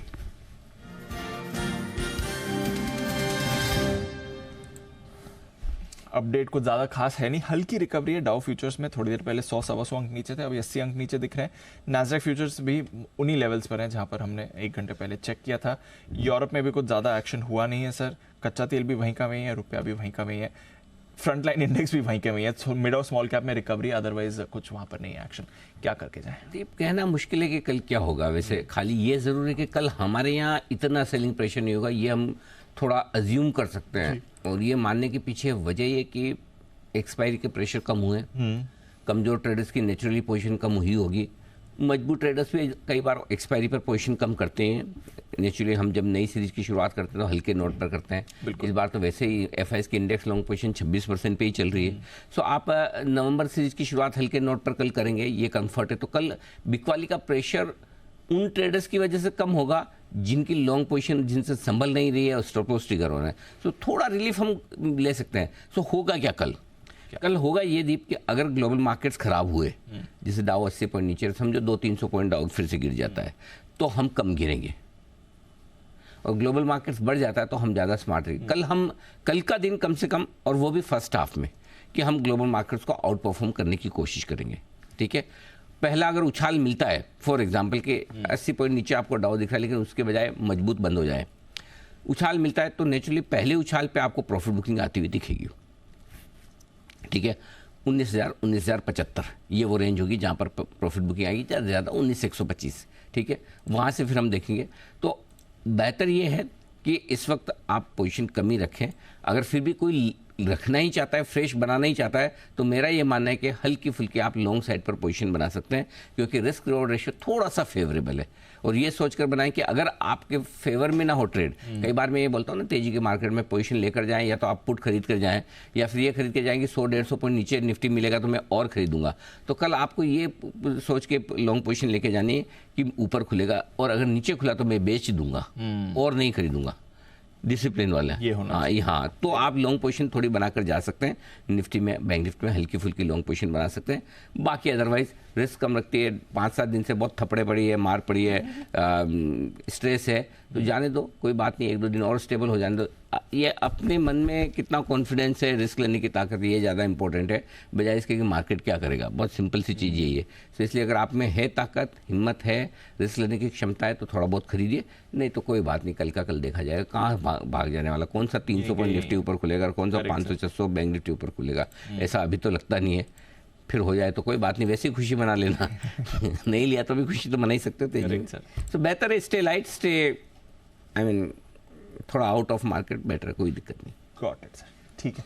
चलिए, ये है आपके लिए पूरा का पूरा action. By the way, action cricket pitch पे भी हो रहा है। क्या है आज, किसका मैच है? इंग्लैंड श्रीलंका की। England Sri Lanka, okay. 4 विकेट गिर गए इंग्लैंड के। खराब खेल रही है, बहुत खराब खेल रहे हैं। तो फिर तो इनका मनोबल टूट ही जाएगा संडे के लिए। बुरा हाल हो जाएगा। टूटे फूटे मनोबल के साथ आएंगे एकदम हमारे से खेलने के लिए। लखनऊ में ना संडे को। चलो बढ़िया है, वेरी नाइस। श्रीलंका पूरा प्रेशर डाल रहा है। अपने तो एक मैच जीते तो सेमीफाइनल में काम पक्का है। हाँ, तो ये वाला ही जीत के खत्म करें ना, फिर बाकी 2 में एंजॉय करते रहेंगे। एग्जैक्टली। उसके बाद मेरे ख्याल से 3 नवंबर को मुंबई में है श्रीलंका के साथ, 5 नवंबर को साउथ अफ्रीका के साथ है कोलकाता में। ये 2 मैच और बचेंगे, मजा आएगा। चलिए, बट क्रिकेट एक नीदरलैंड्स भी, नीदरलैंड्स के साथ लास्ट मैच 5 हो गए ना अपने। हाँ, 3 बाकी है। चलिए, ये है आपके लिए क्रिकेट पिच का भी एक्शन और बाजार की पिच का भी एक्शन बनते हुए दिख रहा है। आइए फिर फाइनल क्लोजिंग में जाएं, उससे पहले कुछ स्टॉक्स पर जल्दी से नजर डाल देते हैं जहां पर एक्शन आपको बनते हुए दिख रहा है। M&M की आज भारी पिटाई हुई है, टॉप लूजर है, 4% नीचे आपके लिए M&M आज बंद होते हुए दिख रहा है। तो इसमें आपने एक हैवी सेलिंग प्रेशर देखा है। श्रीकांत जी, M&M जरा देखें, यूजुअली ये होल्ड आउट करता है, आज भारी पिटाई हुई है, टॉप लूजर है निफ्टी का, 1500 के लेवल पर गिर चुका है, क्या करना है इसमें सर? बिल्कुल, इनफैक्ट दीपांशु अगर इसके टेक्निकल पैटर्न को देखें तो इसमें लग रहा है कि अच्छा खासा डिस्ट्रीब्यूशन हुआ है और एक इंपॉर्टेंट लेवल्स यानी 1500 के लेवल्स को इसने कंफर्टेबली तोड़ा है। यानी अभी 1500 के करीब ही चल रहा है, लेकिन 1520 के करीब का ये सपोर्ट था। तो मुझे लगता है कि शायद ये इवेंचुअली स्टॉक वापस 1400 के लेवल्स दिखा सकता है। यहाँ से अगर कोई भी रिबाउंड अगर आता है तो यहाँ पे पोजीशंस कम करने की राय रहेगी, या तो कुछ शॉर्ट के भी ट्रेड्स बना सकते हैं, बट आज काफी गिर चुका है, 100 रुपया लगभग गिर चुका है। तो लगता है कोई भी रिबाउंड अगर यहाँ से आता है तो उसमें शॉर्ट की पोजीशंस बनाए, लेकिन अगर लॉन्ग की पोजीशंस है तो जो आज के लोज है 1500 रुपए के, उसे as a stop loss consider करें। ओके, ये है आपके लिए M&M जहां पर आपने वीकनेस देखी है। एशियन पेंट्स, अमेल जी, इसके नंबर्स आए थे, वॉल्यूम ग्रोथ का आंकड़ा डिसअपॉइंटिंग है, जरा इस पर भी एक बार चार्ट चेक दे दें सर। दीपांशु जी, काफी वीकनेस है ये काउंटर, काफी समय के बाद 200 दिन के मूविंग एवरेज के नीचे ट्रेड करने लग गया है। यहाँ पर फ्रेश ब्रेकडाउन भी आज आया है, तो मैं समझता हूँ 3000 के नीचे ये ट्रेड कर रहा है तो और थोड़ा सा वीकनेस आ सकता है। ओवरऑल 2900 2850 के आसपास का सपोर्ट बैठकर आता है, तो वो एक जोन होगा, वहां पर ये गिरावट रुक सकती है, बट थोड़ी बहुत और गिरावट बची है इसमें। सो फिलहाल के लिए तो बाइंग इसमें अवॉइड कीजिए। जब 2850 के आसपास आएगा तब देखेंगे, वहां पर अगर कोई रिवर्सल मिलता है तो शायद बाइंग अपॉर्चुनिटी बनेगी, बट फिलहाल के लिए तो और भी प्रेशर आ सकता है काउंटर। यह है आपके लिए एशियन पेंट्स जिस पर आपको रखनी है नजर। एक्सिस बैंक, 3 निफ्टी स्टॉक से जिन्होंने होल्ड आउट करा है। एक्सिस बैंक ये आपके लिए टॉप गेनर है, करीब 0.25% ऊपर है, जो अंजलि ने सुबह कहा भी था। यहां पर रखिएगा नजर नंबर्स के बाद, और डेज हाई से ज्यादा दूर भी बंद नहीं हो रहा है एक्सिस बैंक। एक बार वागले साहब से एक्सिस बैंक का राय लेना चाहूंगा। वागले साहब, axis bank top gainer hold out किया है, सिर्फ 3 निफ्टी स्टॉक्स पॉजिटिव में। इसके चार्ट पर एक बार लेवल्स बता दें कल के लिए सर। दीपांशु, अगर मार्केट घुमा तो ये एक आइडियल कैंडिडेट होगा 960 के ऊपर। ये अगर बंद होता है, जो दिखता है अभी 972 है, तो मुझे लगता है ये 1000 तक जाना चाहिए। मैं ये नहीं कहता कल के कल जाएगा, बट शायद इसका शॉर्ट टर्म बॉटम बन चुका है। पिछले 7-8 दिनों का जो फॉल है, मुझे लगता है वो बन चुका है। आपको अगर यहाँ लेना है या हल्का सा नीचे आता है ऐड करना है, आपका 955 का स्टॉप लॉस होना चाहिए। 1000 का टारगेट, ये पोजिशनल व्यू है। और अगर निफ्टी यहाँ से घुमा या अच्छा खासा बाउंस बैक भी दिया तो भी ये आउट परफॉर्म करेगा। ओके, ये है आपके लिए एक्सिस बैंक जिस पर रखनी है नजर। इंटरेस्टिंग डे रहा है ट्रेड के लिए, बड़ी गिरावट आई, बट उसके बाद हमने देखा है एक बढ़िया रिकवरी भी आपको आती हुई दिख रही है। देखते हैं कैसा एक्शन आपको यहाँ पर बनेगा। मिड कैप स्मॉल कैप में स्पेशली अच्छी रिकवरी है। कुछ चुनिंदा mid cap small cap shares, Sonata software है, सोना BLW है, BSE लिमिटेड है, इसमें भी निचले स्तर से बढ़िया रिकवरी आई थी। बट ऑफ कोर्स बाजार की तो भारी गिरावट है। 4 महीने के निचले स्तर पर आप क्लोजिंग के लिए तैयार हो रहे हैं। 19,000 के नीचे निफ्टी क्लोज होगा। 4% का कट M&M पे, एशियन पेंट्स, बजाज फाइनेंस और Bajaj Finserv, UPL, JSW steel, Titan, HDFC bank, Kotak bank, L&T, Tata motors, Eicher motors, Apollo hospitals, Bharti Airtel, SBI, TCS, doctor Reddy's, ये सारे स्टॉक्स में आपको गिरावट दिखी है। एक्सिस, HCL टेक और अदानी पोर्ट, सिर्फ ये 3 स्टॉक्स है जिन्होंने होल्ड आउट किया है। ITC आपका एकदम फ्लैट था, बाकी सारे स्टॉक्स आपको फिसलते हुए दिखे। वायदा कारोबार, डेल्टा कॉप, कल जितनी गेंस आई थी उससे ज्यादा आज गिरावट आ गई है। वायदा कारोबार के बैन में भी था, 6% नीचे डेल्टा कॉप आपको बंद होते दिख रहा है। बर्जर पेंट्स में कमजोरी है 5% की। RBL बैंक आपके लिए 5% लुढ़का है। जुबिलेंट फूड पर नतीजों के बाद बड़ी गिरावट आई है। कोरोमंडल नतीजों के बाद ये भी कमजोर हुआ है। Indian hotels, UPL, IDFC first bank, Polycab, IGL, बंधन bank, metropolis, AU small finance bank, PFC, REC, PVR, INOX, सारे स्टॉक्स में आपको कमजोरी बनती हुई दिखी है। ट्रेंट इसने होल्ड आउट करा है 2.5% ऊपर। कैनरा बैंक ये 1.5% ऊपर आपका बंद हुआ है। वोल्टास में थोड़ी खरीदारी थी। ACC नंबर्स के बाद थोड़ा एक्टिव था।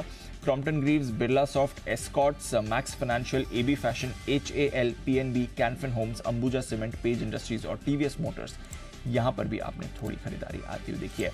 कैश में देखिए रिकवरी जरूर आई है, और रिकवरी डिफेंस और रेलवे से आई है। इरकॉन, IRFC यहां पर अच्छा एक्शन था। मजगांव डॉक, भारत डायनामिक्स यहां पर अच्छा एक्शन था। प्रिजन जॉनसन 10% ऊपर था। सोना BLW 7% ऊपर था। JSW energy, Rallis India, Angel One, Gujarat Ambuja exports, Hemisphere properties जहां पर रिसेंटली आपके लिए रिकमेंडेशन भी आई थी। Aarti drugs, Prestige estates, credit access, Grameen, RailTel, Indigo paints, KC international और सेना सैनिटरी, यहां पर भी थोड़ी खरीदारी थी। 18,852 लगभग 270 अंकों के नुकसान के साथ दिन के निचले स्तरों पर जाकर बंद होता हुआ 50 पॉइंट के आसपास का रहा है। 42,290 के आसपास निचले स्तरों से 250 पॉइंट रिकवर होकर ये बंद होता हुआ दिख रहा है। वहीं सेंसेक्स में नुकसान 900 अंकों का रहा है, 1.5% का बड़ा कट। पावर और यूटिलिटी सेक्टर एकमात्र ऐसा रहा जो हरे निशान में बंद हो पाया। और स्टॉक्स में बात करें तो एक्सिस बैंक और ITC 2 दिग्गज ऐसे रहे जो हरे निशान में बंद हो पाए। अदरवाइज सब जगह तेज गिरावट का माहौल आज था। वायदा कारोबार में जरूर कुछ एक स्टॉक 10-12 स्टॉक हैं जो थोड़े बेहतर होकर बंद होते हुए दिखे, लेकिन ओवरऑल मूड माहौल काफी कमजोरी का आज फिर से रहा। थैंक गॉड मंथली एक्सपायरी का हुआ समापन, लेकिन बढ़ते हैं आगे बाजार बंद होने के बाद के एक्शन के लिए। और आज के समय में जब माहौल इतना जबरदस्त खराब है, सबसे ज़्यादा ज़रूरत होती है एक विशेष शो की जो आपके तनाव को दूर करें, और वो है बात दुनिया की। हमारे दर्शकों का, हमारे पैनलिस्ट का फेवरेट शो, जिसकी सारी स्टोरीज को बड़े ध्यान से हमारे सारे एक्सपर्ट्स देखते हैं और सुनते हैं। तो आइए आज के शो की खास झलक पहले देख लीजिए। इस बार बात दुनिया की में देखिए दुनिया भर की एक से बढ़कर एक रोचक खबरें। दिखाएंगे पापुआ न्यू गिनी के तट पर जल परी की लाश देखकर क्यों हैरान रह गए वैज्ञानिक। मिलाएंगे उस सुपर डॉग से जिसने 5 मंजिल से मारी छलांग और बाल भी नहीं हुआ बांका।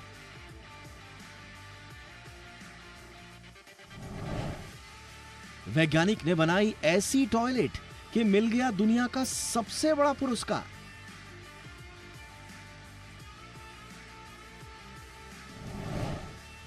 बताएंगे मिस्र की कब्र से मिली 5000 साल पुरानी कौन सी शराब, और बताएंगे अंतरिक्ष से ऐसा क्या बरसा कि इंसान रातों रात हो गया करोड़पति। देखिए बात दुनिया की आज शाम 4:26 पर सिर्फ जी बिजनेस पर। चलिए, तो 5 बेहतरीन खबरें जो हमने आपको बताई। पापुआ गिनी में जलपरी की लाश मिली, से वैज्ञानिक हैरान। सुपर डॉग ने 5 मंजिल से लगाई छलांग और स्पेशल टॉयलेट बनाते हुए वैज्ञानिक। मिस्र में 5000 साल पुरानी शराब मिली है। आप तक आवाज पहुंची है बंसल जी? हाँ, और अंतरिक्ष में ऐसा क्या वर्षा है कि लोग हो गए करोड़पति। ये सारी जी मेहुल जी बताइए। अनिल जी, पहला मुझे जो पसंद है वो मुझे लगता है डॉग वाला स्टोरी बहुत अच्छा रहेगा। बिकॉज जब ये व्हाट्सएप पे आया था तो मुझे ऐसा लग रहा था कि फेक वीडियो, तो मैं जानना चाहूंगा कि सच है या नहीं। और जैक तो आखिरी स्टोरी पसंद आई रहेगी मुझे, पक्का पता है। अच्छा, ओके। और किसको इसको कौन सी पसंद आई है जरा बताएं। वैसे तो क्या है कि बात तो सही है। जी बंसल जी। देखिए अनिल जी, कितने भी साल पुरानी मतलब कि कवर में से शराब मिले उसको अनिल जी आप स्कॉच नहीं बोल सकते। स्कॉच तो वही है जो स्कॉटलैंड में बनती है। तो एक तो अनिल जी ये नॉलेज के लिए बता रहा हूँ, मेरे मित्र जैसे कुणाल जी वगैरह नहीं जानते हो तो मुझे स्कॉच ही पसंद है। कभी गिफ्ट विफ्ट दे तो वो अच्छा है। और अनिल जी वो वाली स्टोरी अच्छी लगी, वो अंतरिक्ष से क्या बरसा जो करोड़पति हो गए सब, तो उसको देखने में इंटरेस्ट है अनिल जी। तो वही वाली पसंद करो ना, उससे पैसे आएंगे, उससे जो आपको खरीदना खरीद लो। 5000 साल पुरानी खरीदो, 10,000 साल पुरानी खरीदो। अंतरिक्ष से पैसे बरसेंगे तो सब खरीद पाएंगे ना। हाँ जी जैन साहब। नहीं, मुझे अंतरिक्ष से लग रहा है कि जेम्स बरसे हैं अनिल जी। ओहो, तो आप वहीं से लाते हैं सारे जेम्स, आपके वहीं से आते हैं? वो वैसे ही समझिए, स्पेस मतलब सोचना तो पड़ता, रिसर्च करनी पड़ती है। चलिए बढ़िया है, ये है आपके लिए पूरा का पूरा एक्शन आज शाम 4:30 बजे। अच्छा, जय भी कुछ कह रहे हैं। जी जय। अनिल जी, मेहुल ने तो एकदम सही कहा। मुझे लास्ट स्टोरी तो पसंद आई है, बट देन सेकंड लास्ट भी अनिल जी आई है। बिकॉज ऐसा सुनने में है अनिल जी कि जितनी पुरानी शराब होती है उसका वैल्यू ज्यादा होता है। बंसल जी ने थोड़ा बहुत उस पे Anil ji throw some light on that कि वो स्कॉच ही होनी चाहिए। बट मेरा ये मानना है वो पता थोड़ी है कि क्या है, तो शो तो देखना अनिल जी, क्या वो स्कॉच सही बात है, तो हाईएस्ट वैल्यूएशन निकलेगा। हाँ जैन साहब, सॉरी बंसल जी कैसे अज्यूम करने की है। जी बंसल जी, जय ने बहुत ही सही सवाल उठाए आपके ऊपर। नहीं अनिल जी वो ठीक है अनिल जी, मैं कुछ और कहना चाह रहा हूँ अनिल जी। कल विश्वेश भी कह रहे थे कि आपने इतना फेमस कर दिया है कि कहीं जाते हैं तो लोग बोलते हैं जाग गए, सो रहे हैं। तो अनिल जी आपने इतना फेमस कर रखा है कि ये अंतरिक्ष से अगर बारिश होगी अनिल जी, करोड़ों आएंगे, तो कुछ खरीदने की जरूरत नहीं पड़ेगी अनिल जी। अगले 2 साल का कोटा ऑलरेडी गिफ्ट में मिला हुआ है। तो आपने जो फेमस कर रखा है ना अनिल जी, उसको कहीं और यूज करेंगे अनिल जी। चलिए बहुत बढ़िया। तो ये है आज का विशेष शो, मिस मत कीजिएगा। बात दुनिया की 4:26 पर देखेगा जरूर हमारा विशेष शो। आइए उसके बाद बढ़ते हैं आगे, कुछ और विशेष शो आपके लिए आने को तैयार है। आपने गौर किया अगर हो तो ऑनलाइन शॉपिंग या फिर एयरलाइन टिकट शुरू में तो दिखती है सस्ती, लेकिन जैसे बुक कराने जाते हैं महंगी होती दिखती है। कुछ प्रोडक्ट पर सेल का ऐसा माहौल बनाया जाता है जैसे कि आपने ये नहीं लिया तो अनर्थ हो जाएगा, या फिर ये चीज़ कभी वापस इस भाव में मिलने वाली है ही नहीं। ये है सारे के सारे डार्क पैटर्न, और सरकार की इस पर है पैनी नज़र। बहुत ही इंटरेस्टिंग चीज़ है डार्क पैटर्न, ध्यान से सुनिएगा। और इस पर विशेष जो है डार्क पैटर्न फ्रॉड पर डंडा। इनके खिलाफ फाइनल गाइडलाइन आने वाली है। उस गाइडलाइन में क्या होगा ये हम आपको बताएंगे, और ये भी बताएंगे कि आपको इनसे बचना कैसे है। ये इस पर हमारा साथ देंगे बेहद खास मेहमान निधि खरे जी जुड़ेंगी, चेयरपर्सन CCPA यानी कि कंज्यूमर्स अफेयर्स मंत्रालय में आप स्पेशल सेक्रेटरी हैं। इनके अलावा विराग गुप्ता साहब होंगे, पहचानते हैं, हम जाने माने वकील है सुप्रीम कोर्ट से। नवीन शर्मा साहब है प्रेसिडेंट CRO, वो भी हमारे साथ जुड़ेंगे कंज्यूमर्स राइट एसोसिएशन के। डार्क पैटर्न पर फ्रॉड का डंडा, ये शाम 6 बजे का विशेष शो, मिस मत कीजिएगा। अगर आपको भी ये लगता है कि आप जैसे देखते हैं 2 बार 3 बार, अगर टीम आपके साथ हुआ क्या सर 2-3 बार जाओ और देखो तो टिकट के दाम बढ़ जाते हैं। हाँ, 1000-1500 रुपये। बिल्कुल। मतिन जी आपके साथ भी हो? मुझे बहुत खुशी हुई। 3 बार आप चेक करें तो वो बढ़ जाता है। इतनी खुशी में बता नहीं रहा, मुझे लगा मेरे साथ ही ऐसा होता है। सबके साथ हुआ तो ऐसा लग रहा है हम अकेले ही बेवकूफ़ नहीं बन रहे। और ये कैसे होता है, मतलब 2-3 बार अगर आप टिकट का प्राइस चेक कर लो या शेड्यूल चेक कर लो तो धड़ाधड़ दाम बढ़ने लगते हैं, मतलब। और नेक्स्ट रेल को 1000 रुपये ऊपर, मतलब वैसा हाल है, 1,500 रुपये ऊपर गजब के बढ़ते हैं। तो बढ़िया है, अच्छा है, ये कम से कम इस स्टोरी के जरिए, इस शो के जरिए ये आपके लिए चीज़ें होंगी क्लियर, मिस मत कीजिएगा। बहुत बढ़िया शो है, आपको देखना ज़रूरी है, आपकी खबर आपका फ़ायदा। ऐसा लग रहा है कि बाजार ने उल्टी चाल पकड़ ली, लगातार 6 दिनों से बिकवाली हावी है। ये सिर्फ मुनाफा वसूली है या फिर गिरावट कुछ ज़्यादा होने वाली है? इस गिरावट का विलेन कौन है? दुनिया भर की टेंशन, कच्चा तेल, बॉन्ड डील या फिर हमारे अपने कारण भी? और साथ ही इन्वेस्टर्स को क्या करना है, इस पर होगी हमारी आज इंडिया 360 डिग्री की कवर स्टोरी। मार्केट लाल, आगे की चाल, देखिएगा जरूर रात 8 बजे। फिलहाल विदा लेने का वक्त है, फाइनल क्लोजिंग आपके सामने आ चुकी है। 18,857 यहाँ पर हुए हम बंद, करीब 264 अंकों के नुकसान के साथ। 551 पॉइंट नीचे बंद हुए निफ्टी बैंक पर, 42,280 और पूरे 900 पॉइंट नीचे बंद हुए हम सेंसेक्स पर। ये आज की फाइनल क्लोजिंग आपके लिए। मिड कैप स्मॉल कैप शेयरों में भी रहा थोड़ा दबाव, 1.25% इंडेक्स, 1/4% स्मॉल कैप इंडेक्स नीचे बंद हुआ है। और हमारे बाजारों के बंद होने के वक्त डाउ फ्यूचर्स 100 पॉइंट नीचे, तो नैस्डैक फ्यूचर्स 150 पॉइंट नीचे ट्रेड करते हुए दिख रहे हैं। विदा लेने का है वक्त। कुणाल जी, राकेश जी और जैन साहब का धन्यवाद। वागिल साहब, मेहुल जी और जय ठक्कर साहब का भी बहुत बहुत शुक्रिया आप सबका आज हमारा साथ देने के लिए। कल आप सबसे होगी फिर मुलाकात। कल तो शुक्र है, शुक्रवार है, तो चलिए वीकेंड सेशन तो हो गई, नई सीरीज की शुरुआत भी होगी। मुझे दीप को इजाज़त दीजिए।